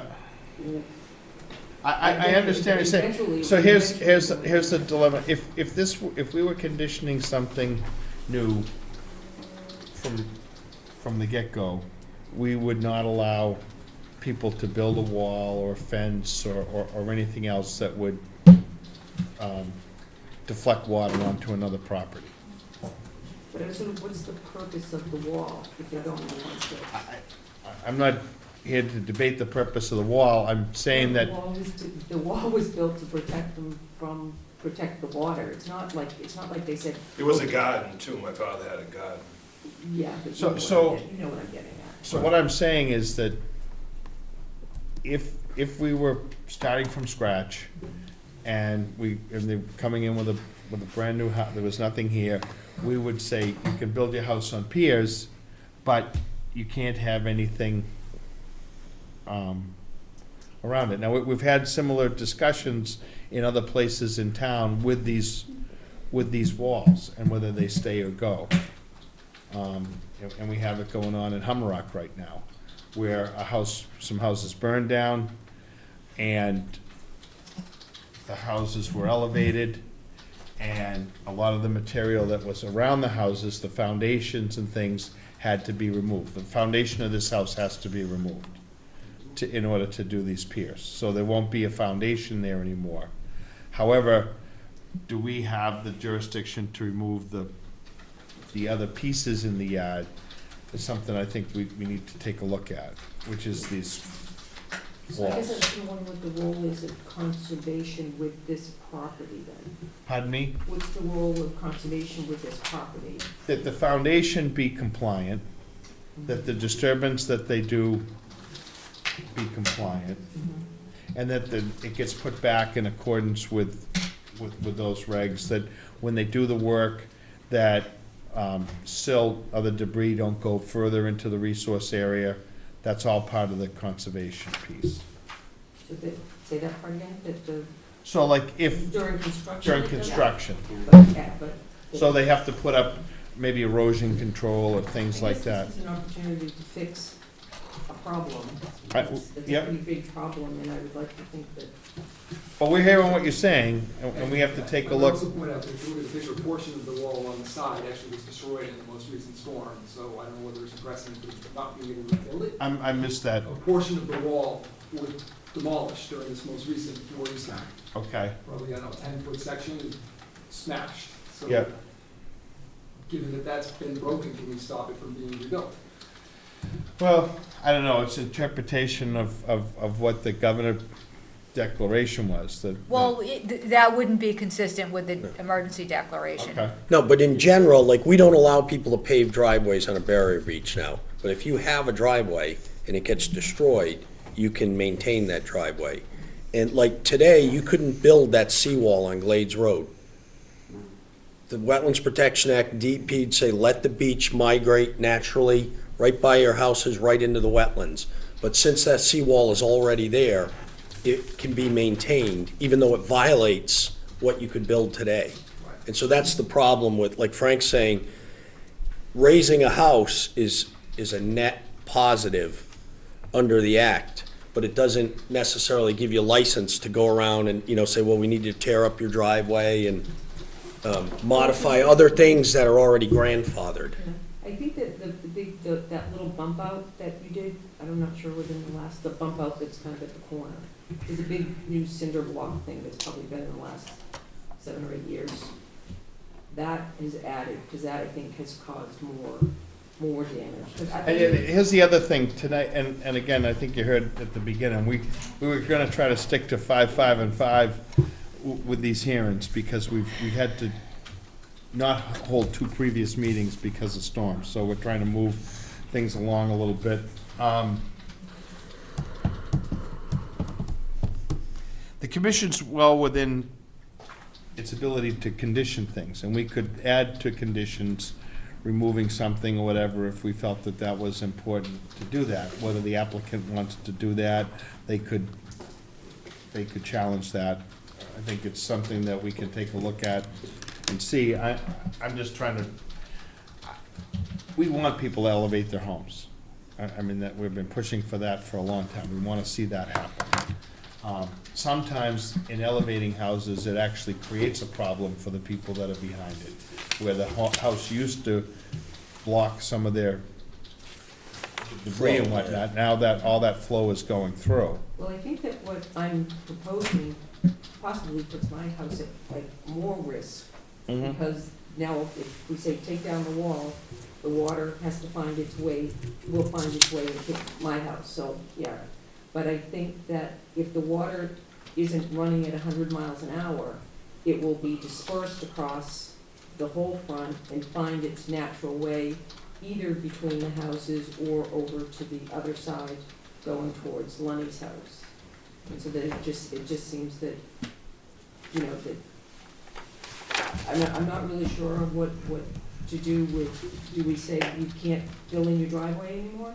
You know, that's what I'm, Right. yeah, and. And it's a dilemma We because. have been good neighbors. If so this you, is no, not- no, this is and not- it's a dilemma because we think that, you know, we don't want paved driveways because that just makes everything go faster. Right. Some people's solution in the past was to make all the surfaces hard, and that way there wouldn't be any erosion, the water would just go flying through there. And, but we don't want that either, so we're in a little bit of a pickle with that. On the sidewalk, Billy, I'll talk to my sisters, and if it's, Is this one if they permanent? can Is it register permanent? it, but It's already there. front one, I wanna, matter have if that. it's- No, it doesn't. If it was put this Otherwise, way, This looks like it's been there for a long time. Yeah. No, they just said keeping the front wall of your. No. Okay, so we've had the comments, right? We'll finish this, everybody can look at it and we can condition That accordingly. right there looks like Jersey berries, and that's not something that was just hand-built. Right, we can make sure everyone's seen it and then we'll condition it accordingly. It tends to. We're not gonna resolve anything for an hour here in a circular argument. There isn't a wall. Um, there isn't just- all right. Yeah. Do we have enough information to close? Yes, that is. Anybody else? We're just closing? We close the hearing, and then we have what we do what we call a list of conditions. So then we put all the conditions, all the things that we think we need to impose or apply onto this project, onto a set of orders that are given back to the applicant, and that tells them what we will and will not allow. But it doesn't include the runoff, where all this fill's going, that's out of your scope, is what you're saying, I think. We can look at all of that. The site is part of our purview to take a look at it. Are you, in addition to this work, are you requesting any other work, grading or anything on the No. property? No, we don't need to change any grades. That site's pretty flat. Okay. The grade change would be from overwash. So there's no work on the driveway or anything as part of this project? It's just excavating Excavated, took the house up and installed the concrete piers and footings. and put it back down? No other work around the site? Great piers. Okay. And All right. we've got to level it now because of the last storms. Right. Right, and that's coming down. Yep. That's the part that I'm trying to get. Sure. to. So if it's not Okay. you, I'm not sure where we should. Well, I think at it's this point, important. we have the information we need to close, and then we can take it from there. I make a motion to close. All in favor? Aye. Aye. Thank you.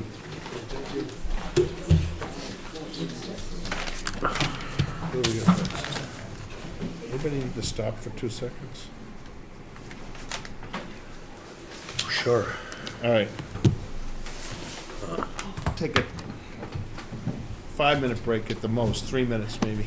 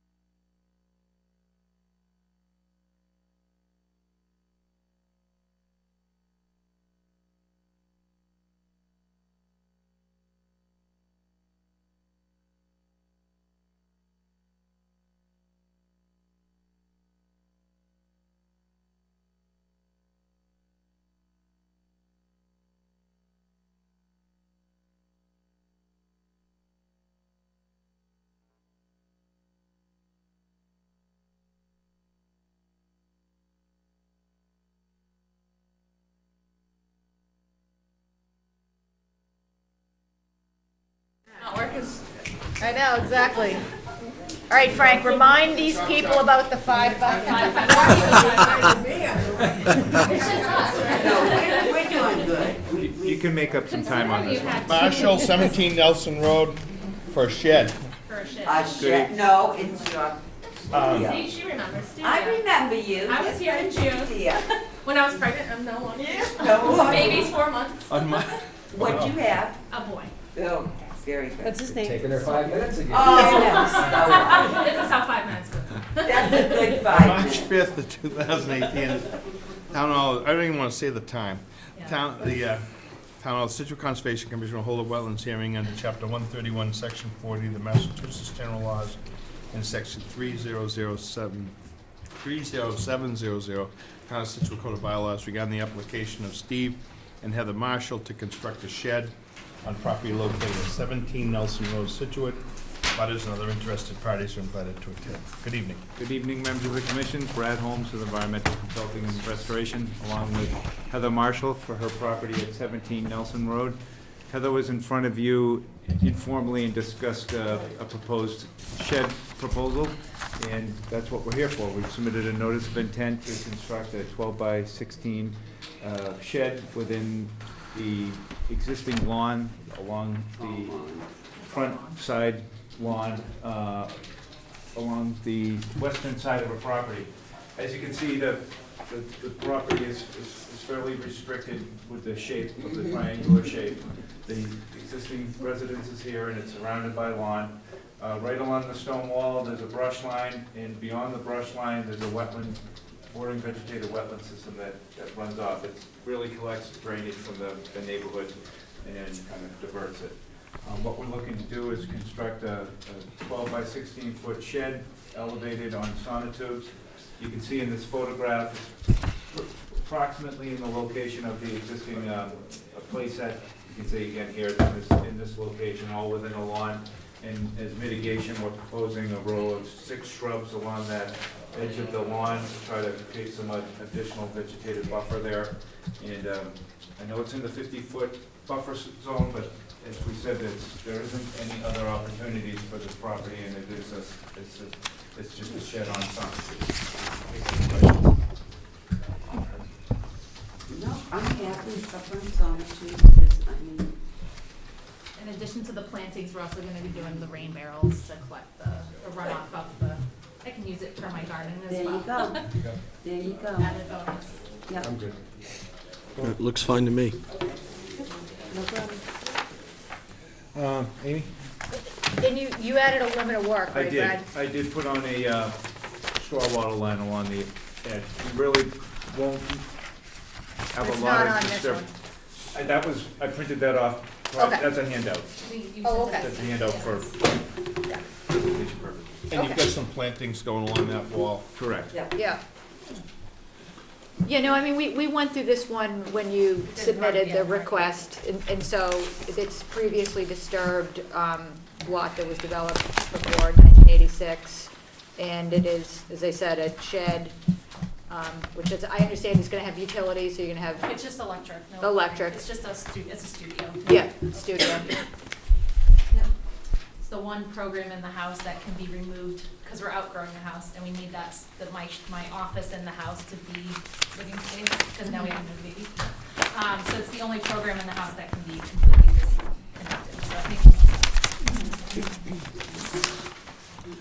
Great. Anybody in the audience? Draw a crowd. no need. I make a motion to close. All in favor? Aye. You're all set, thank you. Hetty's not really gonna scrutinize this one. She's only got 2 pairs of glasses on. Yeah, she's not serious if she's only got 2. I do that. Thank you very much. Oh, well. Good night. Welby Builders, 90 N Final Road. Do we want to do the RDA first or the NOI? RDA.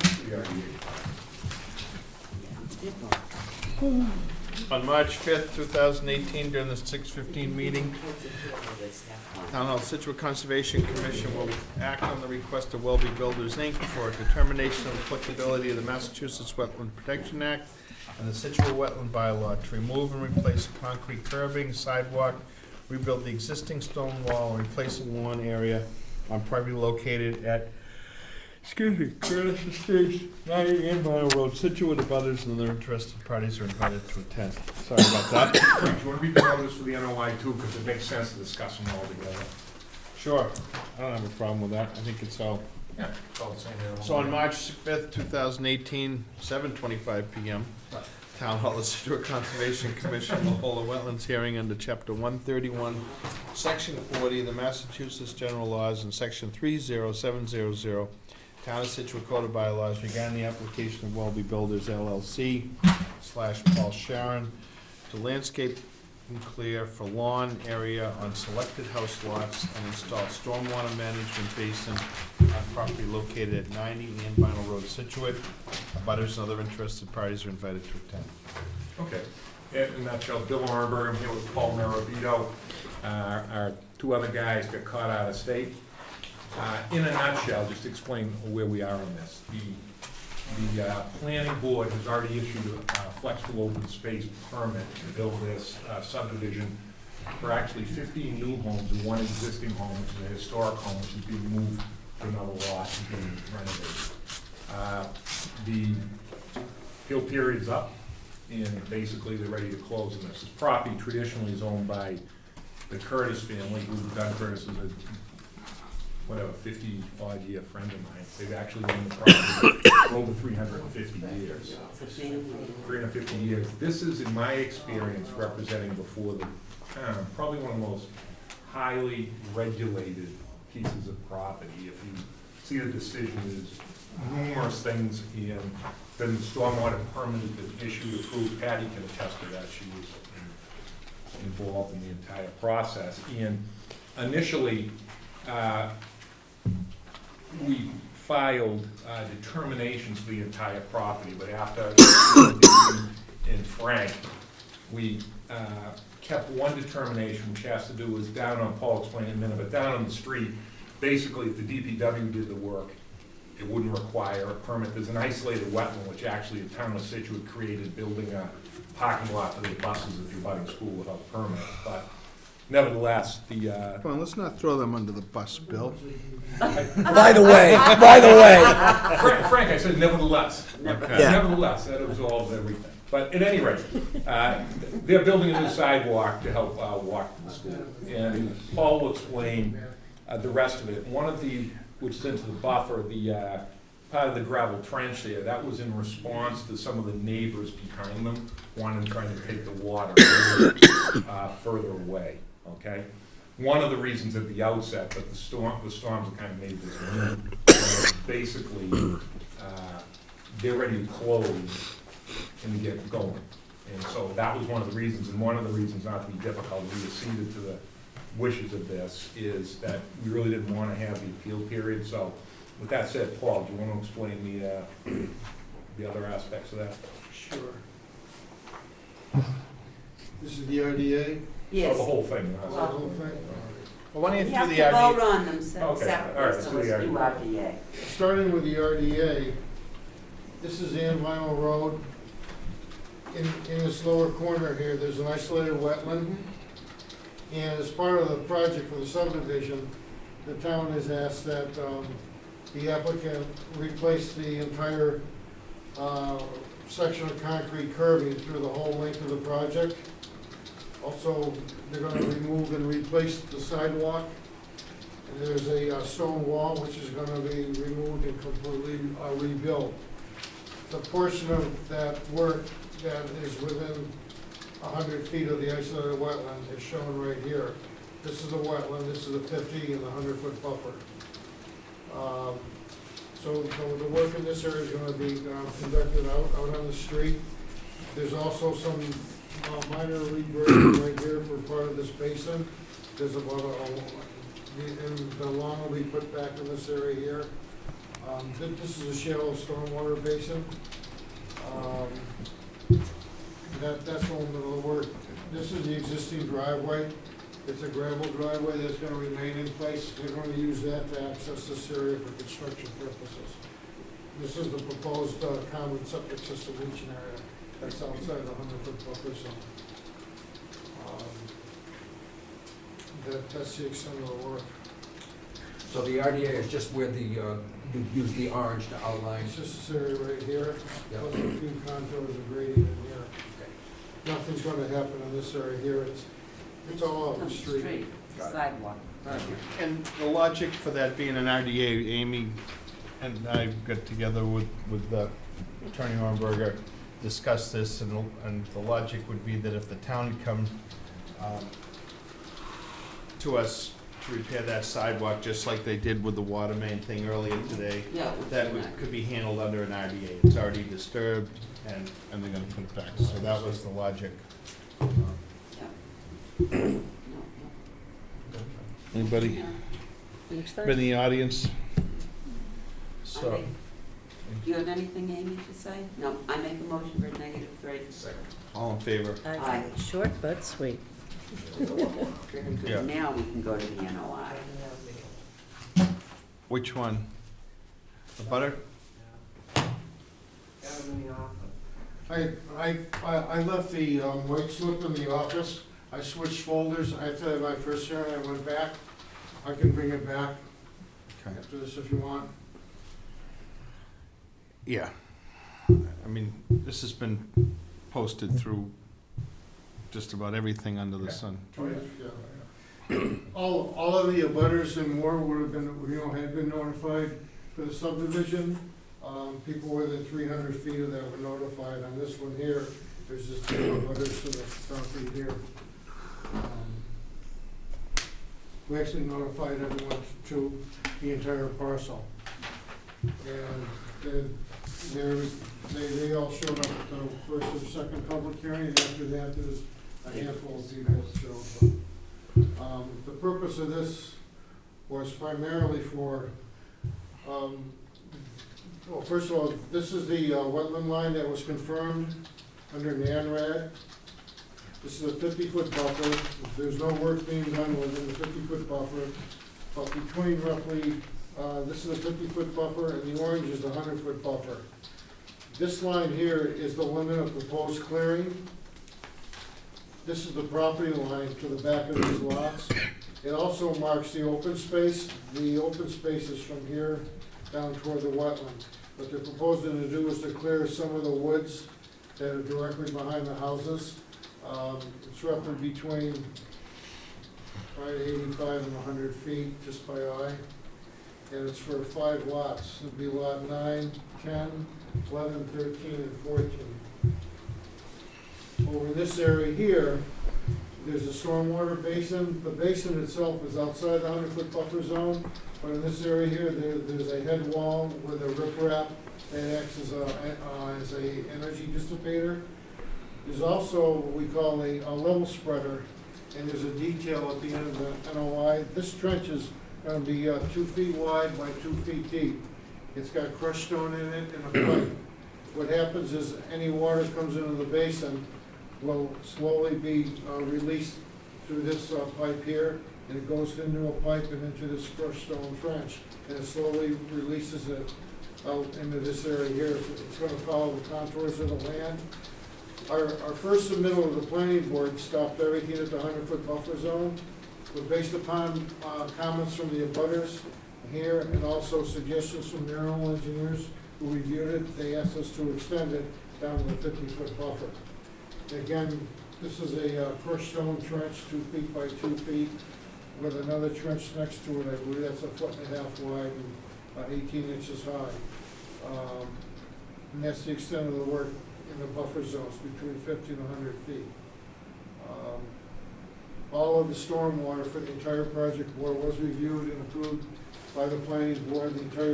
This is a subdivision. It's also a special permit that has been approved by the planning board. There were no appeals taken to it. The appeal periods have run out. Also, what we're asking to do is the planning board asked that along the perimeter of the rear lots, we're going to alternately place a sign that states this is open space and they're not to enter it.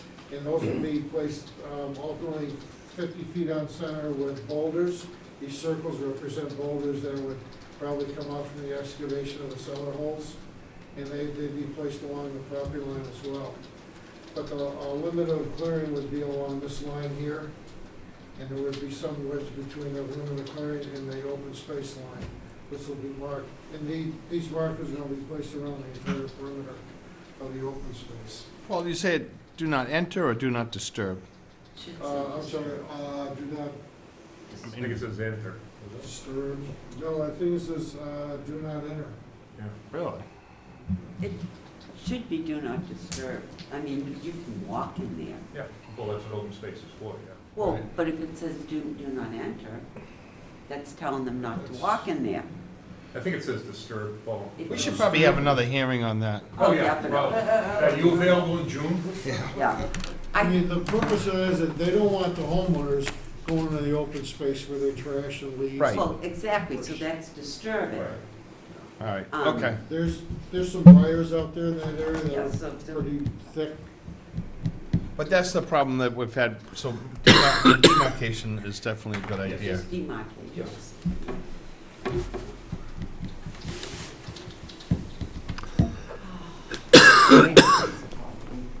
No, I'm fine with everything. The area that's gonna be cleared, I mean, is there any replication plan for that?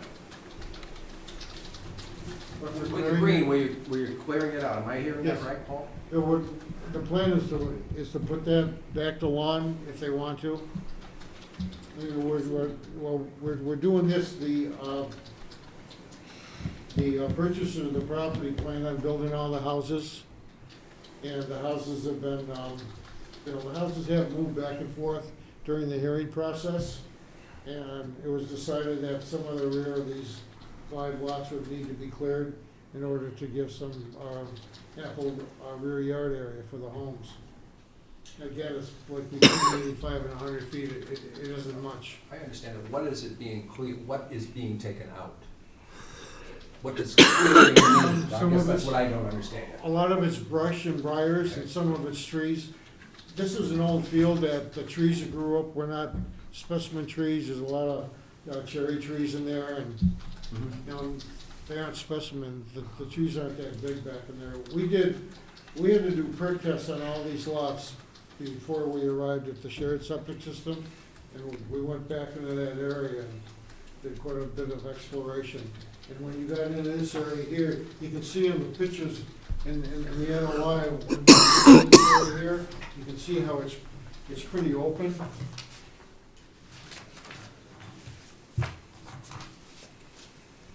To give you an idea, there's some photographs.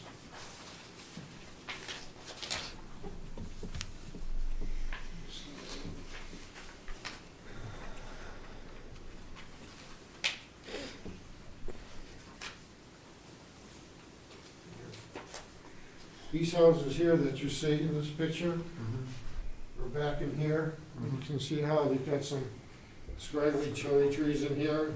These are all briars. There's some brush in there, but the briars and the vines have choked them out. So really, my question is, that's gonna be cleared and then it's gonna be strictly lawn space? There's Yeah, not lawn. gonna be any trees replaced or anything like that? No, Okay. because there's woods behind them Okay, that'll stay. that's what I wanted to know. And some of those woods, the woods will stay on their lot as well. Okay, that's You what I know, wanted. and the other reason for the woods line here is the added deterrence for them to go back this far and into the open space. Thank you. Normally, we clear to the property line, but we didn't do that. One of the things just collateral, just about there was a lot of times, a very long process where the aesthetics kept on changing, gets tweaked. It's like, for instance, where this common leaching field is, they're trying to maintain the look from the street like a farm, and it's actually gonna Yeah. be some type of long waving grass, and there's an extensive planting plan. It's, in other words, it's filed, looked at, approved, around the perimeter of this. One thing after we do this, I want to take 2 minutes to talk about the open space about this, because there is also an additional parcel behind this of another 15 acres, Yeah. which, after we finish the NOI, I'll get to that. Paul? No questions. Lisa? Nothing. Jen? Amy? I don't have too much on this. I mean, it went through a very thorough review under the planning board for stormwater. So it does trigger the Massachusetts Stormwater Standard Review under the NOI, but it was signed up on. So, I mean, I think things look pretty good. I did have preliminary concern about additional clearing that might happen in the 5 lots. So if we give them this area, subsequent owners, are they gonna wanna clear even more? You know, if maybe we wanted to write into the orders that they would be required to permit it through us if they needed additional clearing, if there's that opportunity. But they could be restricted by the open space anyway, so I'm not sure. Well, could the posting go right at the end of where you're clearing on their property? They wanted to know where the open space was, Penny? Yeah. Well, I understand what Amy's saying, because so many times, you know, we give them, and then when we move in, the next thing we drive by and they've cleared 20 more feet. We're amenable to a condition saying Yeah. that if anyone wishes to extend beyond the area of disturbance shown on the plan, that they have to file with the Okay, with that'd be conservation. good, We're amenable to something like that, That's not because it happens One too of- often. one of I'll the be in next conditions- year for that. I know. One of the conditions of approval is that the first thing we have to do is to stake out the open space line, so the Yes. markers and boulders go in. Right. We also have to stake the limit of clearing to the planning board, that's one of the conditions of approval. We're fencing the entire perimeter. I of the property. understand that, but I'm also, once they're sold, let's Understood. face it. We'll also be staking this, we'll also be staking this line for them prior to any, removal of any vegetation. But we could just put it in the orders, Amy, that Paul, what's happening on the top of the septic system? Is that just a lawn, or is that gonna be? It's a field grass, they asked for a certain type of field grass, and the grass mix was specified on the landscape plan, it was done by Sean Pavich. So it's just gonna be a lawn? It's supposed to be field, yeah. like basically. a meadow, not, you're Oh, not no, gonna no. mow it. Meadow, it's gonna be a meadow. It's a meadow. Yeah, you're not gonna mow It's it. just a meadow Okay, mix. all right, good. No, that's a Yeah, good. because McLean, when Ben's the landscape architect, and he weighed in with Sean Papich on. Yeah. Well, that looked nice. And then how about the detention areas in terms of vegetating those? Are they grassed out? These stormwater basins, the trees are gonna stay in them. Okay. If there's any dead trees or disease, they would be removed.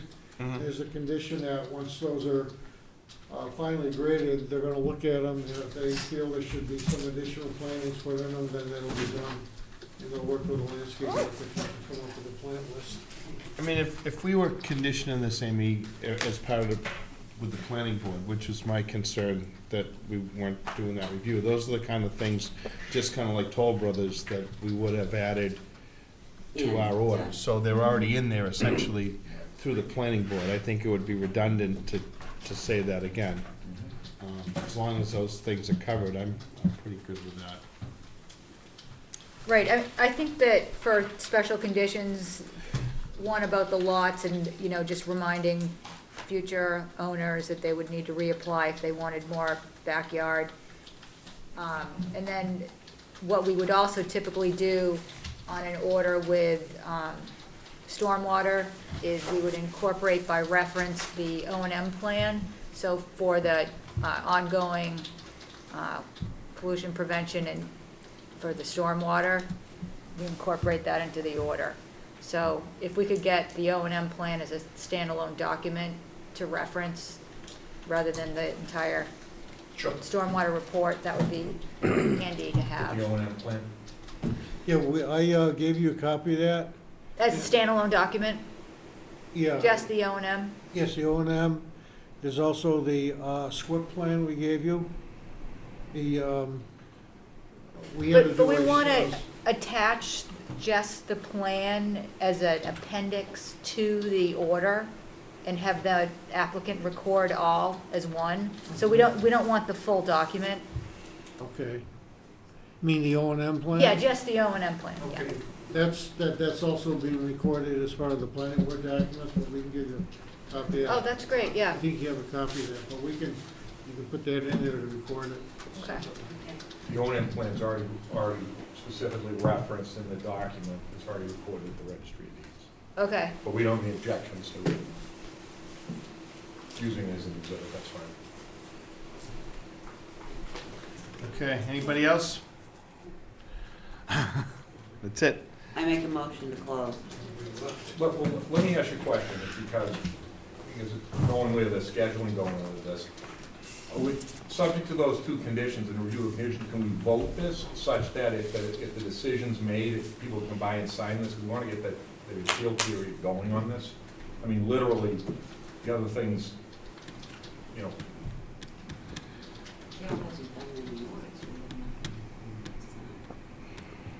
What did you say? Is that what he's, Yeah. what you're looking for, Bill, is your orders, but we haven't written anything up yet. no, what I'm saying, Penny, if you vote to approve it, Yes. subject to standard orders in these two conditions, subject to Oh. whatever the review of the board, then in other words, we can get the orders done. and get We did signed. discuss doing that. Yeah. And I don't have a problem. Oh, well, I don't have a problem.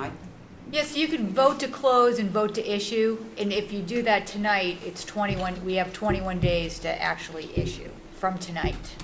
Whereas if you just voted to close and then In 2 weeks. in then 2 through. weeks, it gives you a little more time, but I mean, I think on this project, you could do I that. don't think we. That just means, though, that we, before the next meeting, we have to get our tails over here to sign it. Yeah, okay, that's fine, as long as Well, I understand it. Yeah, if- because the next meeting's 23 And days. there's not a bunch of orders, like you No. said, there's just a couple. Oh, the next Well- meeting's not for 23 days, Yeah. so we shouldn't have closed anything then. Where you only, all you need is. The next 4 meeting's people not to for sign. 23 days? That's what Yeah. All right. Oh, that's right. But this one, like you said, we could vote to close, vote to issue, and then make your best effort to get it, and we all combine. Yeah. That's a great idea. Yeah. Okay. All right. So I make a motion to close and I don't know. how you Issue. want me- Close and issue, Close an issue. orders. Yeah, close an issue, Issue subject to orders. standard conditions, in that conditions, subject to approval by the board for any extension of the disturbance area, there has to be reapplication by the owners. And 2, that the O and M plan will be an exhibit, to the decision. I second that motion. Wait a minute, Carol, are you getting all this, dear? I don't get it on YouTube. I got some, but. Okay. Make a motion. It's been made. All He that. seconded it. Yeah. Who seconded Well it? done. Paul, I did. all in favor? Aye. Great. Now, just very briefly, because the open space, I got kind of the discussions with Amy and Frank, just to synopsize, just so we can be fast. The open space in this, there are detention basins in it and whatever, and it's not the pristine type of open space the Conservation Commission usually wants, okay? What the question is, I'm not looking for a decision, I'm just kind of looking for some thoughts, whether to be further pursued. We're allowed to either A, the Conservation Commission is allowed to have this, B, we can get a state restriction, C, we can give it to a conservation trust. What the question I have is as follows, and it hasn't been shaken out. Behind this, we A&R, there's an additional 15 acres of land. The school department is very interested in this land because if they're gonna reconstruct Hadley School, it's something that gives a lot of flexibility.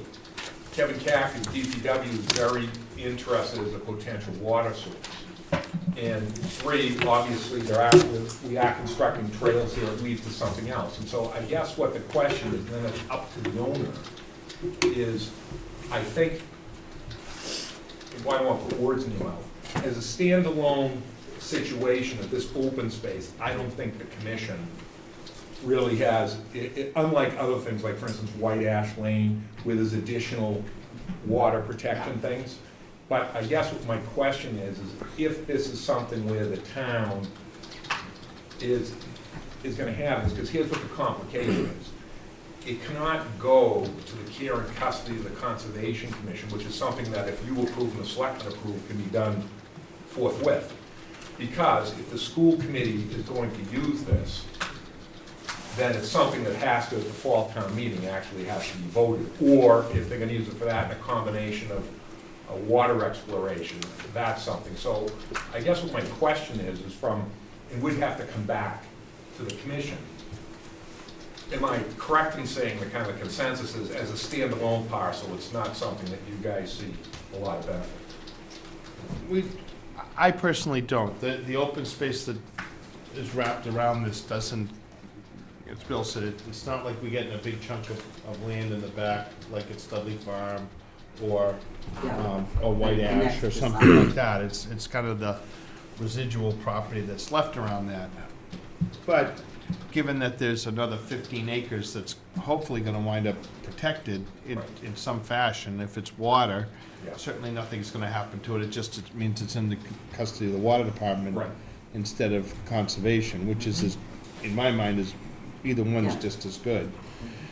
And I can't imagine, there's an awful lot of wetlands back there, so I can't imagine the school's gonna get too far with doing a lot to that property. I'm not sure how much uplands adjoins the school. I'd love to swap the school department for. Well, that's, in all seriousness, that is something that I've actually suggested when that whole issue arose. All right. Well, let's talk about that. Okay. All right, so it's something that there is some interest. Yep. Okay, because I want to report back to the planning board that we'll, in other words, it's something we'll work on. All right. Okay. Thank you very much. Thank you. Thanks. I appreciate you. How many other things we have to do tonight? Okay, we're gonna go real quick here. I make a motion that we accept the orders of conditions for 1010 Oak Drive as written. Second. All in favor? Aye. Wait. 1010 Oak. All right, yeah, and go out. I'm going there. I make a motion, we accept the orders of condition for 121 Glades Road as written. Second. Richard, second. All in favor? Aye. Aye. I make a motion, we accept the orders for 17 Gate Circle, that was an addition and a porch, as written. I didn't read those, somebody else can say. Second. All in favor? Aye. Aye. I make a motion that we accept the orders of condition for 167 Driftway, that's the dog park. Second. All in favor? Aye. 119 Jericho Road, that's a raise and rebuild, that we accept the orders of condition as written. Second. All in favor? Aye. Aye. Thank you. Mr. Salamando, he's not ready for a CSA. Not at all, so we'll just bypass that. I guess that's all for me. I'll be getting a couple of emails from the folks doing our trails. They were already out there cutting back trees, uprooting stumps. God It's love amazing. Howard, I don't know. It's great. I'll take a motion to adjourn. I make a motion to adjourn. Second. Don't order it, Ted.